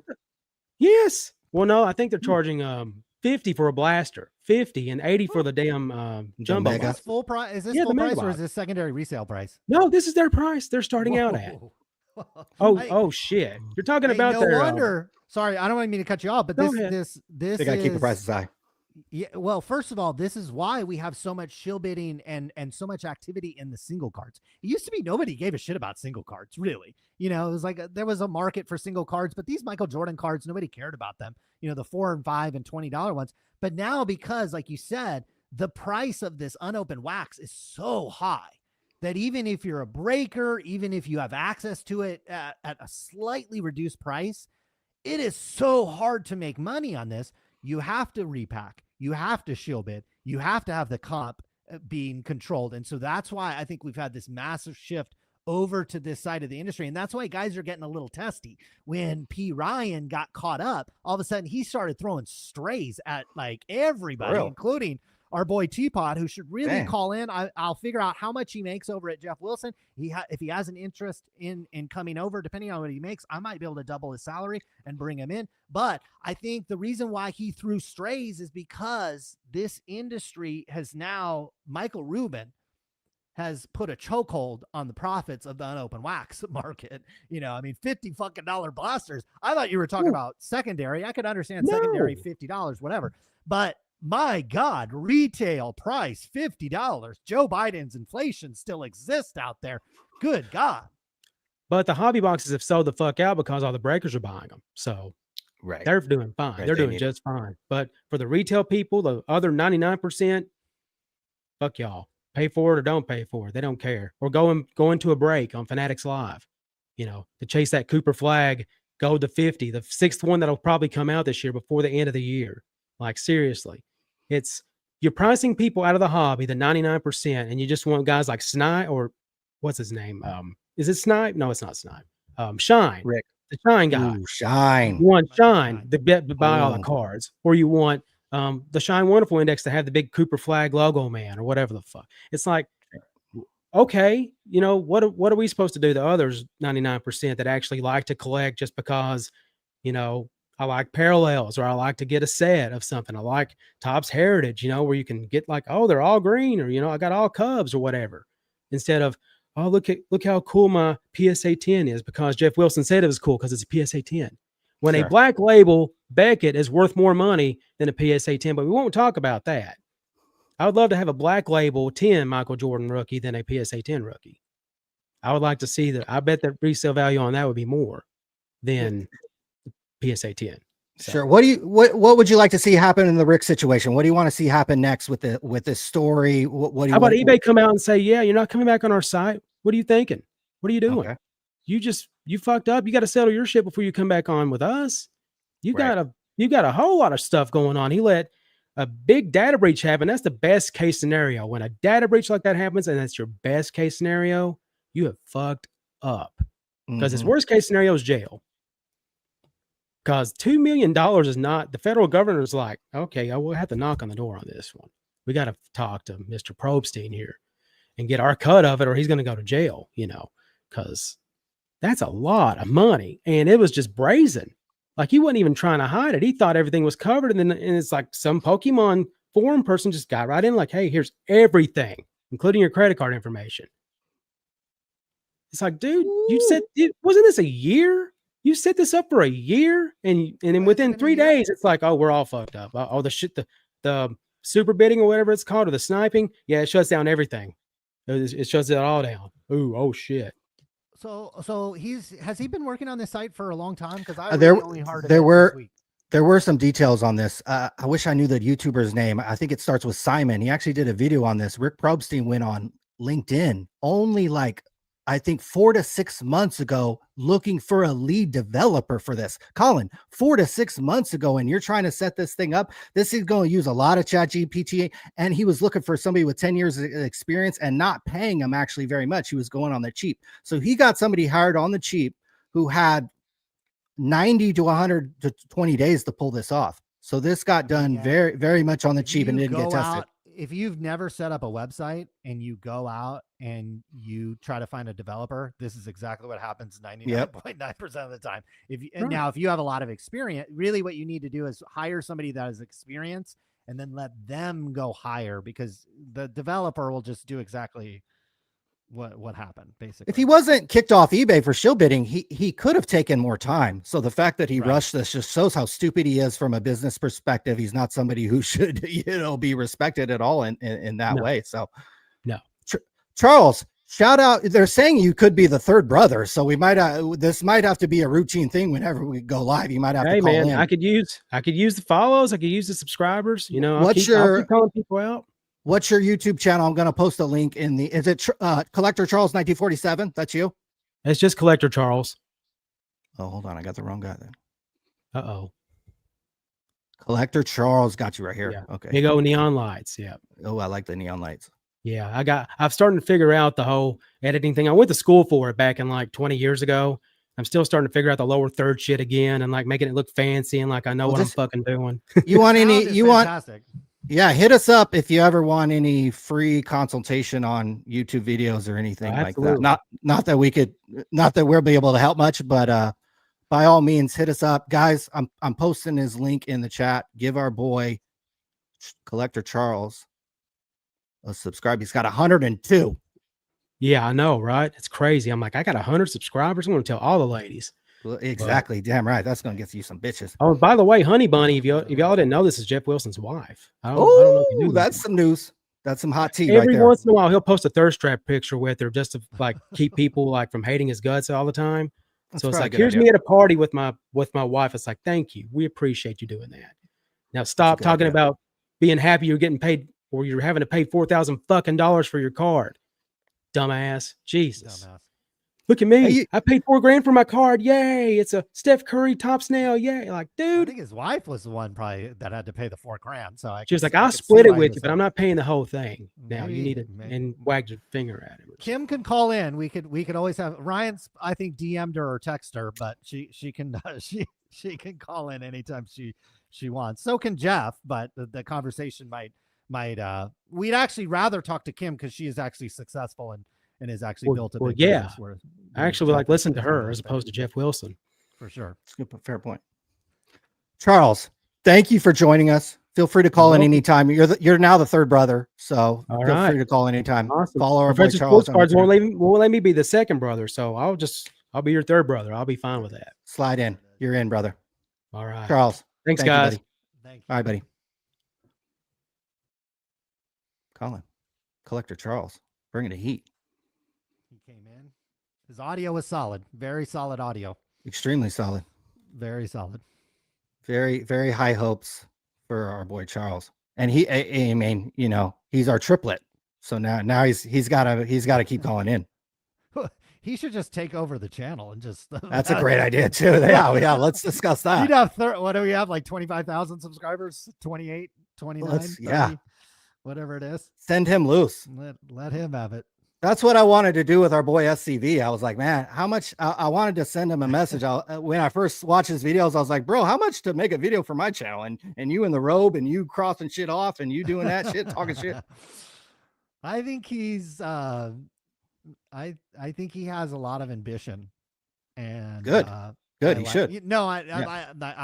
This is, it's a compliment that when I see somebody else, C-Blaz is the same way. And there'll be people in the chat, oh, C-Blaz, SCV. It's like, guys, these guys are off their couch every day doing something. I love guys that like that. It's hard to find guys that do that, that inspire me to be like, oh, I like how this guy's doing his videos. I like how he's out there. But you can tell, like, they got these other things. Like, C-Blaz was with Phil fucking Helmuth the other day, and Phil Helmuth got at me on Twitter. So it's like, yeah. So, it, you know, like, I like guys that are doing shit. What are we doing about Rick? Has he called in? Honey Bunny? Has Honey Bunny...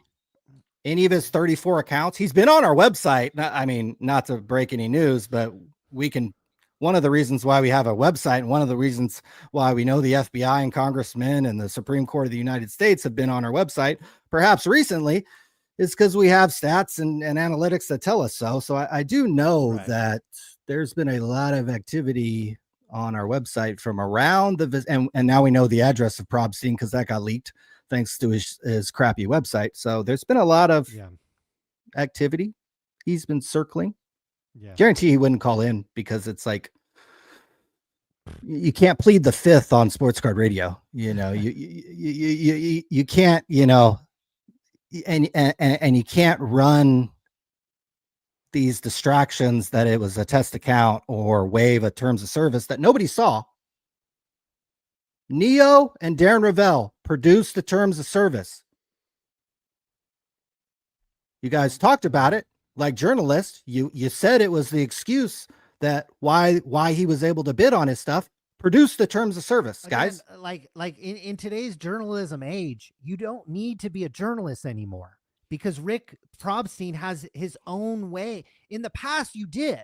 A story blows you up on CNN. CNN did have to come talk to you because you had no ability to communicate and spread your own message. In today's society, unless you're Rick fucking Probstein, that does, you know, like it hides in the shadows, and you guys wonder why he hides in the shadows, because he's running this type of operation, and the entire hobby knew it. This is not a surprise at all to anybody. No. Except for, again, the people that are trying to be hobby journalists. I got to call Rick and ask for his opinion. Rick has his own ways to disseminate his opinion. You can just say whatever the fuck you want.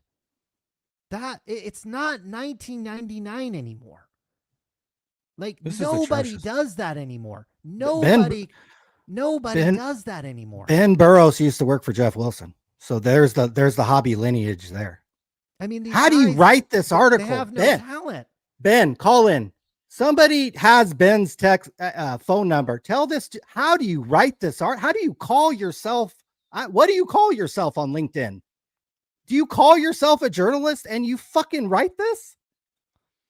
Why do we even need with ChatGPT? We don't even, you showed your tweets. You didn't write any of those tweets. You pumped it into the AI and said, make it cool. Enter, boom, tweet. That's what you do today. We don't need journalists. We need people with brain cells and critical thinking and communication skills. Stop talking over people like you're fucking Chuck Schumer. Start speaking for people. Like, go watch 80 minutes or 8 minutes of AOC talk. And you might not agree with anything she says, but her supporters are back there being like, yes, yes, yes, yes. They would motorboat those fucking titties. They're like, yes, AOC. Same thing with Trump. He gets up there and he's like, you're crooked and you're this and you're that. And the MAGA guys are like, yep, yep, yep.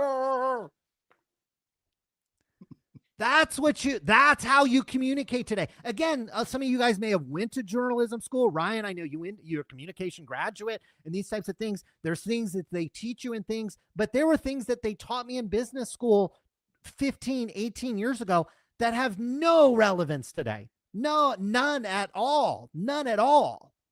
You have to, it's like what you learn there, things change. The internet, communication has changed. You can't get on the internet. Like, this is why Ben Burrows is, you know, posting, you know, he's getting 40 cents a word on this website. And his job's going to be taken by ChatGPT in 6 months. Because he has no skill, he has no talent, he doesn't have a backbone, and he can't think critically for himself. and he speaks over people when he has the opportunity to actually speak. People are going to read his articles. I don't know how many people are tuned in right now, but here's a couple hundred people watching this that are looking at your shit.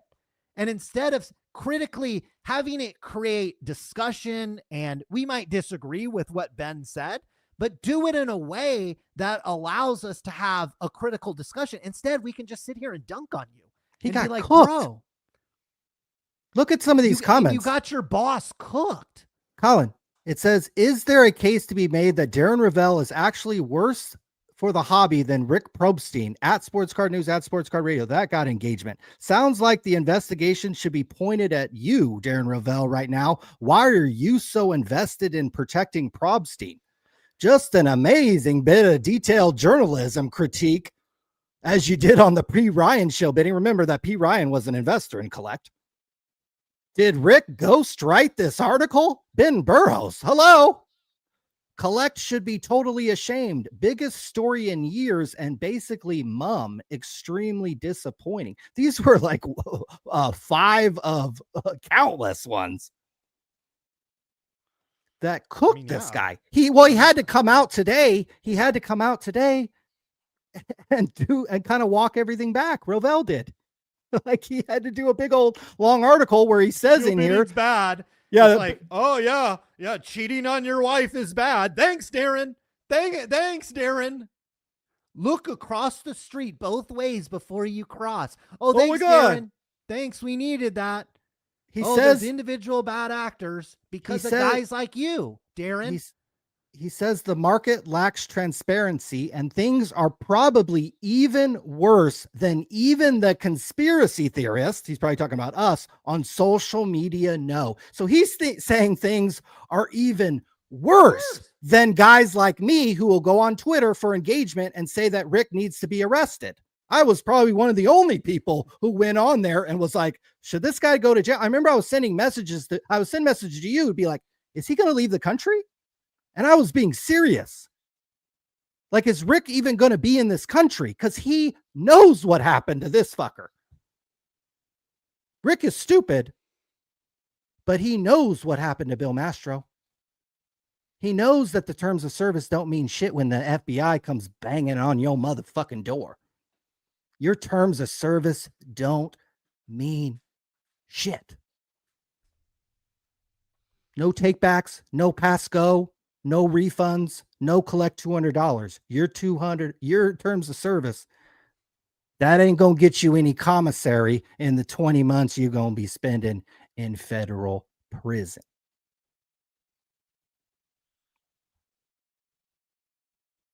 So, content creators out there, pick a fucking lane, pick a fucking side. I could play a highlight reel. These motherfuckers would look at these screenshots and be like, I don't know if this is real. That's what countless of them said. I don't know if these are real or AI generated or, don't talk about it then. If you can't fucking investigate it, shut up.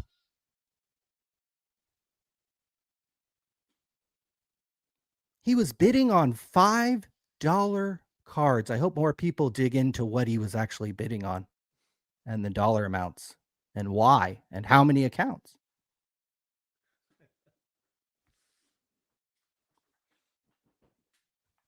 What a fun story. What a fun drip story. We knew we were going to get this. We knew that P. Ryan trying to throw Teapot and Jeff under the bus, that wasn't going to be the end.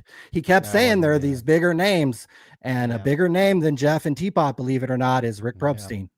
Yeah. So we've gone higher on the food chain. We can certainly go higher.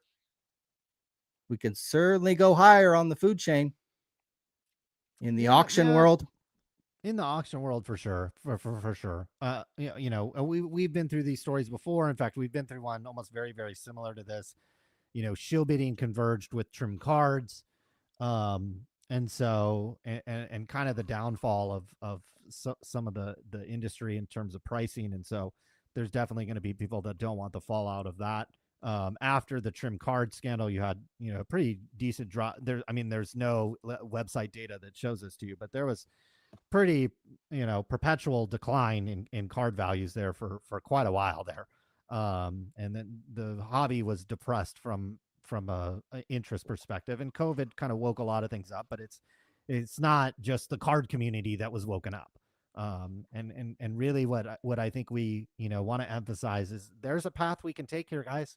We can continue to go down the good old boy network lane, have guys like this in the hobby, have guys like this provide and if Rick Probstein had a ton of goodwill built up in the industry, and I'm not saying you could look the other way here, but would we be going live right now? And would we be cooking them as bad as we're trying to? The answer to that is probably no. But the only people that he has goodwill are the people that are serving up his PR. So those people are guilty of the shill bidding too. So Darren Ravel sits there and talks about shill bidding. Darren's bid on his own shit. This guy buys Twinkies, okay? And he sells like the most offbeat stuff and buys the most. He sells tickets. Stuff. Well, he sells. I mean, I sell tickets, but he pumped the fuck of that. He sells them in the PSA slab. Nobody fucking wants those. That's like some old man shit, Yeah. Nobody wants that shit. So nobody wants this. This is a huge story. This is a huge story. I think it was undercovered in the last, whether that was fatigue from the P. Ryan thing, whether that was fatigue from the Dr. Beckett thing, whether these guys just can't wrap their head around a fucking huge story. They don't want the smoke. They don't want the smoke. And this is our point. True. And look, if nobody else is going to call in, we're at the 2-hour mark. We should close things out. But a lot of people don't want the smoke. A lot of people don't want the smoke. They saw the smoke. We saw the smoke come to Neo Cards and Comments. He got just a whiff of, it wasn't even smoke. It was like the smoke was starting to tickle his nose buds, and he took his video down. And then Dustin heard that and he was like, "Oh my God, I got to go take my video down." So you fucking pussies. Well, they're terrified. God damn. They have to use allegedly and this and this and blah, blah. Stop watching our shit and go watch Pac-Man. Okay. And I say that actually respectively to Pac-Man. I don't watch his stuff. His stuff doesn't get recommended to me on Instagram or anywhere, but I know what I'm getting with Pac-Man. It's hype, pump, 24 hours a day, 7 days a week, craziest chases, biggest boxes, card shop tour, blah, blah, blah. It's pump, pump, pump, pump, pump. If you were going to be G-rated, be Pac-Man, and look at where he's at. How many subscribers does he have? 300,000. And how much views is this video? 40,000 views. Comments. That is why he gets in a lane and he speaks to and for the audience. He doesn't speak above them. He doesn't speak below them. He doesn't speak through them. You're watching Pac-Man experience opening of packs or cards or whatever. It looks like he's having a store. He looks authentic. You got a store, baby. I don't think he's really doing like a lot of production here. Maybe this is not wildly intense graphics here. To some people, this might be amazing. Looks like he has somebody following him around, but this is what the hobby wants. If you were going to do G-rated content, do exactly what he is doing. If you're doing hard-hitting news, you have to be like Sports Card Radio. Now, you don't have to pump your cock. You don't have to do what we do. Nobody can do that. As I look around the hobby, there are no people like me. I go to industry events. No offense to anybody. Nobody's wearing nice clothes. Nobody wears a nice watch. I see the kind of cars you guys get into. They're pieces of shit. Okay? You talk about these pictures of men. I'm bidding 10,000. I'm bidding 15,000. And then you go get in a Honda or a Toyota or some fucking second-rate fucking used car. Shut the fuck up. A real man doesn't do that. So you guys aren't successful. You don't have money. You're not rich. But you don't have to go that hard if you don't want to go that personal like we do. I don't give a fuck. But if you're going to go hard, you can't say, "Oh, well, we have terms of service," when some other fucking guy that had terms of service went to fucking jail. Didn't get sued. Or at least mention that. Motherfucker went to jail. So if you were going to speak on a topic, speak on it with authority and speak on it for the audience and let us get something out of it.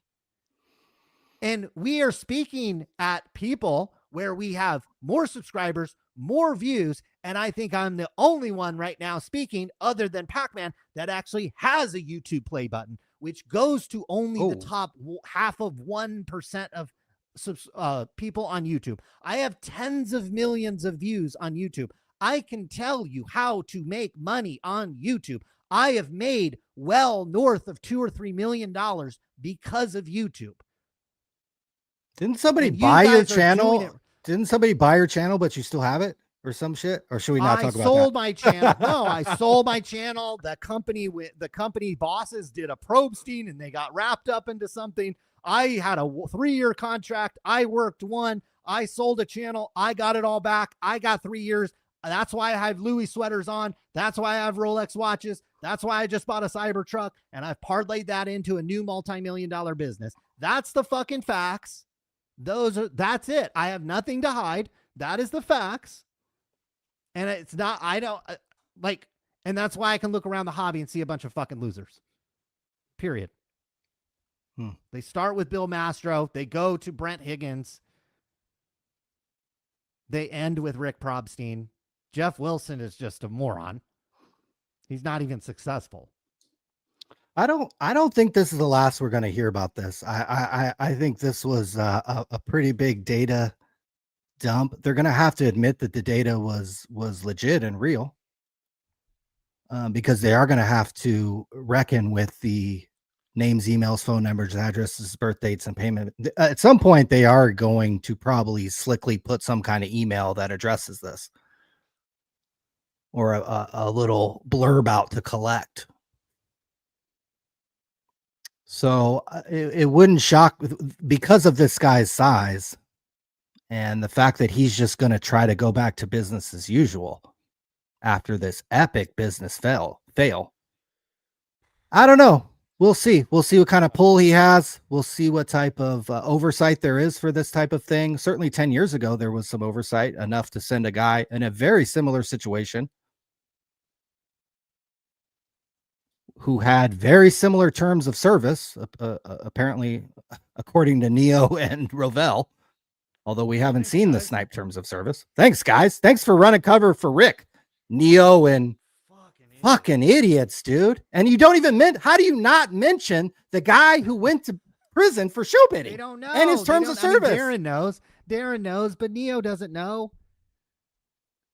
Isn't this important? It seems like this would be important. You guys, Jeremy Lee is writing some stupid book that all these dorks are talking about. Guys, shouldn't you mention the terms of service of the guy who went to fucking prison?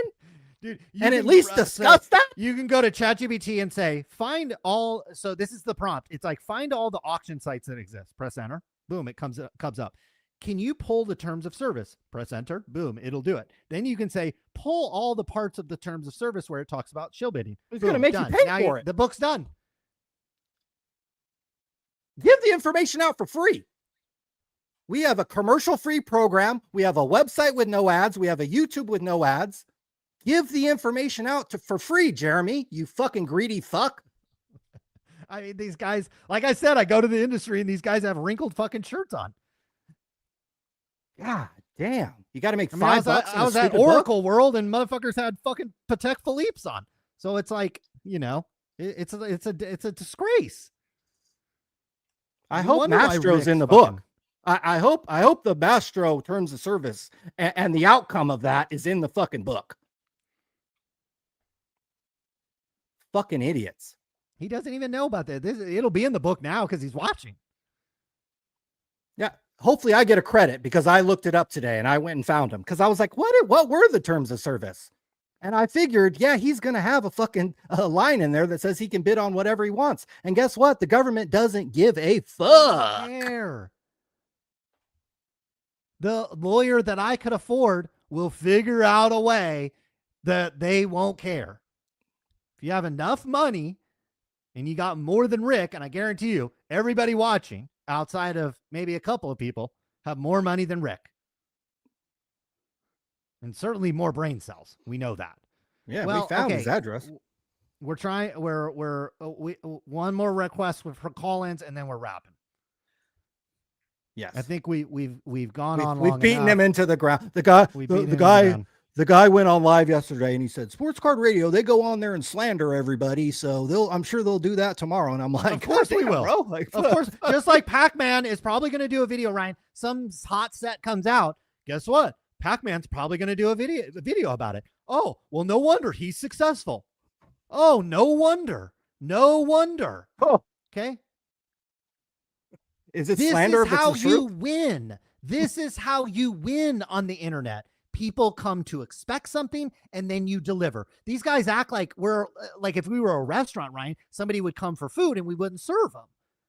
A story like this comes up and it's food for our audience. And it's almost like we wouldn't serve them. Like, are these guys that dumb? And I understand most of them don't have tens of millions of views, have made millions of dollars on YouTube, which is all verified and accurate. I don't need to say that to pump myself up, but those are the facts. So anybody with no subscribers, certainly less, doesn't need to tell me how to cover a story or what I'm going to talk about. You can pop up your own YouTube channel and deliver the content you want to. And if you do a shitty job at it, I will get on and critique it because that is how I make money. I was critiquing, like I wasn't even like looking at the story because fucking NVIDIA and Broadcom and AMD and all this shit is on fire right now. I'm blowing up. You think your Twitter's blowing up? I'm monetized now on fucking Twitter in a week because it's like millions of views over there. Like they changed the fucking algorithm. It's amazing. Twitter's very much underused. I mean, all these guys, they sit on Instagram or they're only big like a lot of times on one platform. They have a little bit of presence on YouTube or maybe they have and then they can't really like push a story. I mean, my first tweet got fucking damn near 300,000 views. Go try to tweet about something on Twitter and get 300,000 views about sports cards. Again, it was all AI generated. I fed it some prompts and it spit out a really good story and I made the thumbnail. And I said, Probstein busted, and I went hard. And the next day I went missing person. And the next tweet I went jail time. I'm the only person I think to say this motherfucker should be in jail.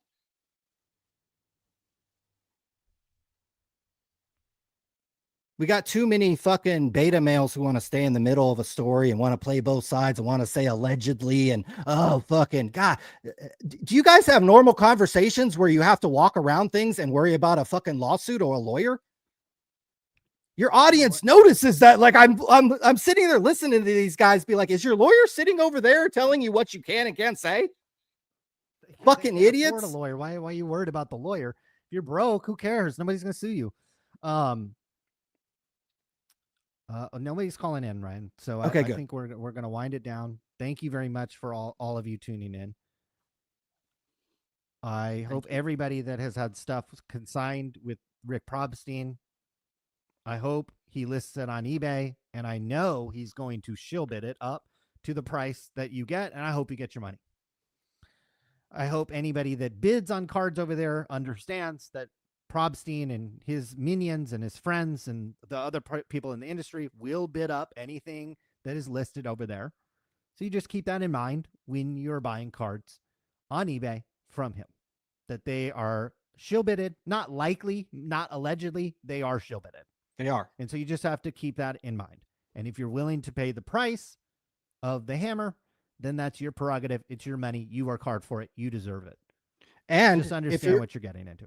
And if you're willing to use a business like Probstein that at any moment might have his fucking door kicked down by the FBI and the US government and your cards seized probably for your cards and money probably seized for a long time, then click on that affiliate link from Sports Card Dad and go buy the shit on eBay.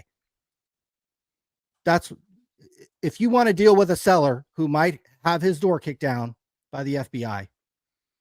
Use Probstein. There's always that risk, right? You have like a couple. So I can't tell everybody here what to do, but I think you guys saw that if you have cards to sell, there's a number of other people that Rick would be like the last guy I'd want to send it to, because again, he has this smoke, he has this heat now, verified heat. We already knew this. Everybody already knew this. But now it's kind of more out in the open. It's more verified. So you always run that risk. Your stuff sitting, waiting to get scanned in or auctioned or shipped or whatever. And now you're dealing with this. Also, it's like, how do you contact this guy? Does he have a staff? Like what is this guy's operation? Honey Bunny. Like, Honey Bunny. Yeah, I get Well, it. his Honey Bunny, his email account probably got 12,000 notifications for the bid. my So good luck God. getting a response to that email. Yeah, his email's getting blown up, and so yeah, Here's a phone number. Try that phone number maybe. Again, if you have stuff on consignment with him, it'll go for full price. It'll probably go for overprice because he'll be in there. Even if it's an $18 Michael Jordan card, he'll make sure it goes for 24. Yep. If you're gonna bid on stuff, if it's a $5 Michael Jordan card, you're probably gonna have to pay $7. So just be aware of that, and just be having a good time in the hobby. Because that's what this is. It's pictures of men. It's supposed to be fun. People think we don't collect cards because we don't show them on our Instagram account. I mean, that's a Magic Johnson autograph. I mean, we got Joe Montana autographs over here. We got Barack Obama's. I got a Trump hat, and I got Barack Obama's. I got a fucking, you want to see this shit? I got a goddamn, who's this? This is a Roger Goodell sign thing. I mean, we got shit all over the place. I got game used jerseys back here. There's all kinds of stuff. I put a couple of things on eBay, 99 cents. I didn't even charge shipping. So you want a good deal, it's over there. Folks, thanks for tuning in. Be careful out there. Happy Thanksgiving to all of you. Travel safe if you're doing that kind of thing. Do your thing and be careful out there. Ryan, any closing words for the goats in the chat? Keep pumping those affiliate links, baby. Keep pumping the affiliate buzz. Thank you, guys. I don't know when we'll be back. It'll be some other time, some other pace. For now, we're out of here.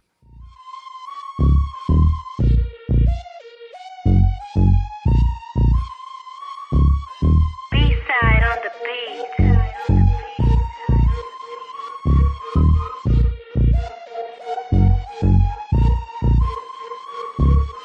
What's going on with that PPP? You done a lot of talking, not a lot to see. Up in the millions like 2.3, but Jeff got it all, getting off scot-free. Try to talk tips like we talking about stock, but you're talking about men printed on cost stock. When you open your mouth, I take it with a grain of salt, cause the market's down and you're a clown, it's all your fault. You ruin the hobby I love with your bullshit. Jeff Wilson. You ruin the hobby I love with your bullshit. Jeff Wilson. Did you dip, Jeff? I think you dipped, Jeff. What you talking about? I don't think you dipped yet. Willie's doing shady shit like the GOBs, like his whole failed thing with them NFTs, taking money from the people to pay. Most of them are broke, but that's okay, he's getting money. Even better, tax-free, loving all the stimulus from PPP. You ruin the hobby I love with your bullshit. Jeff Wilson. You ruin the hobby I love with your bullshit. Jeff Wilson. You ruin the hobby I love with your bullshit. Jeff Wilson. You ruin the hobby I love with your bullshit. Peace out.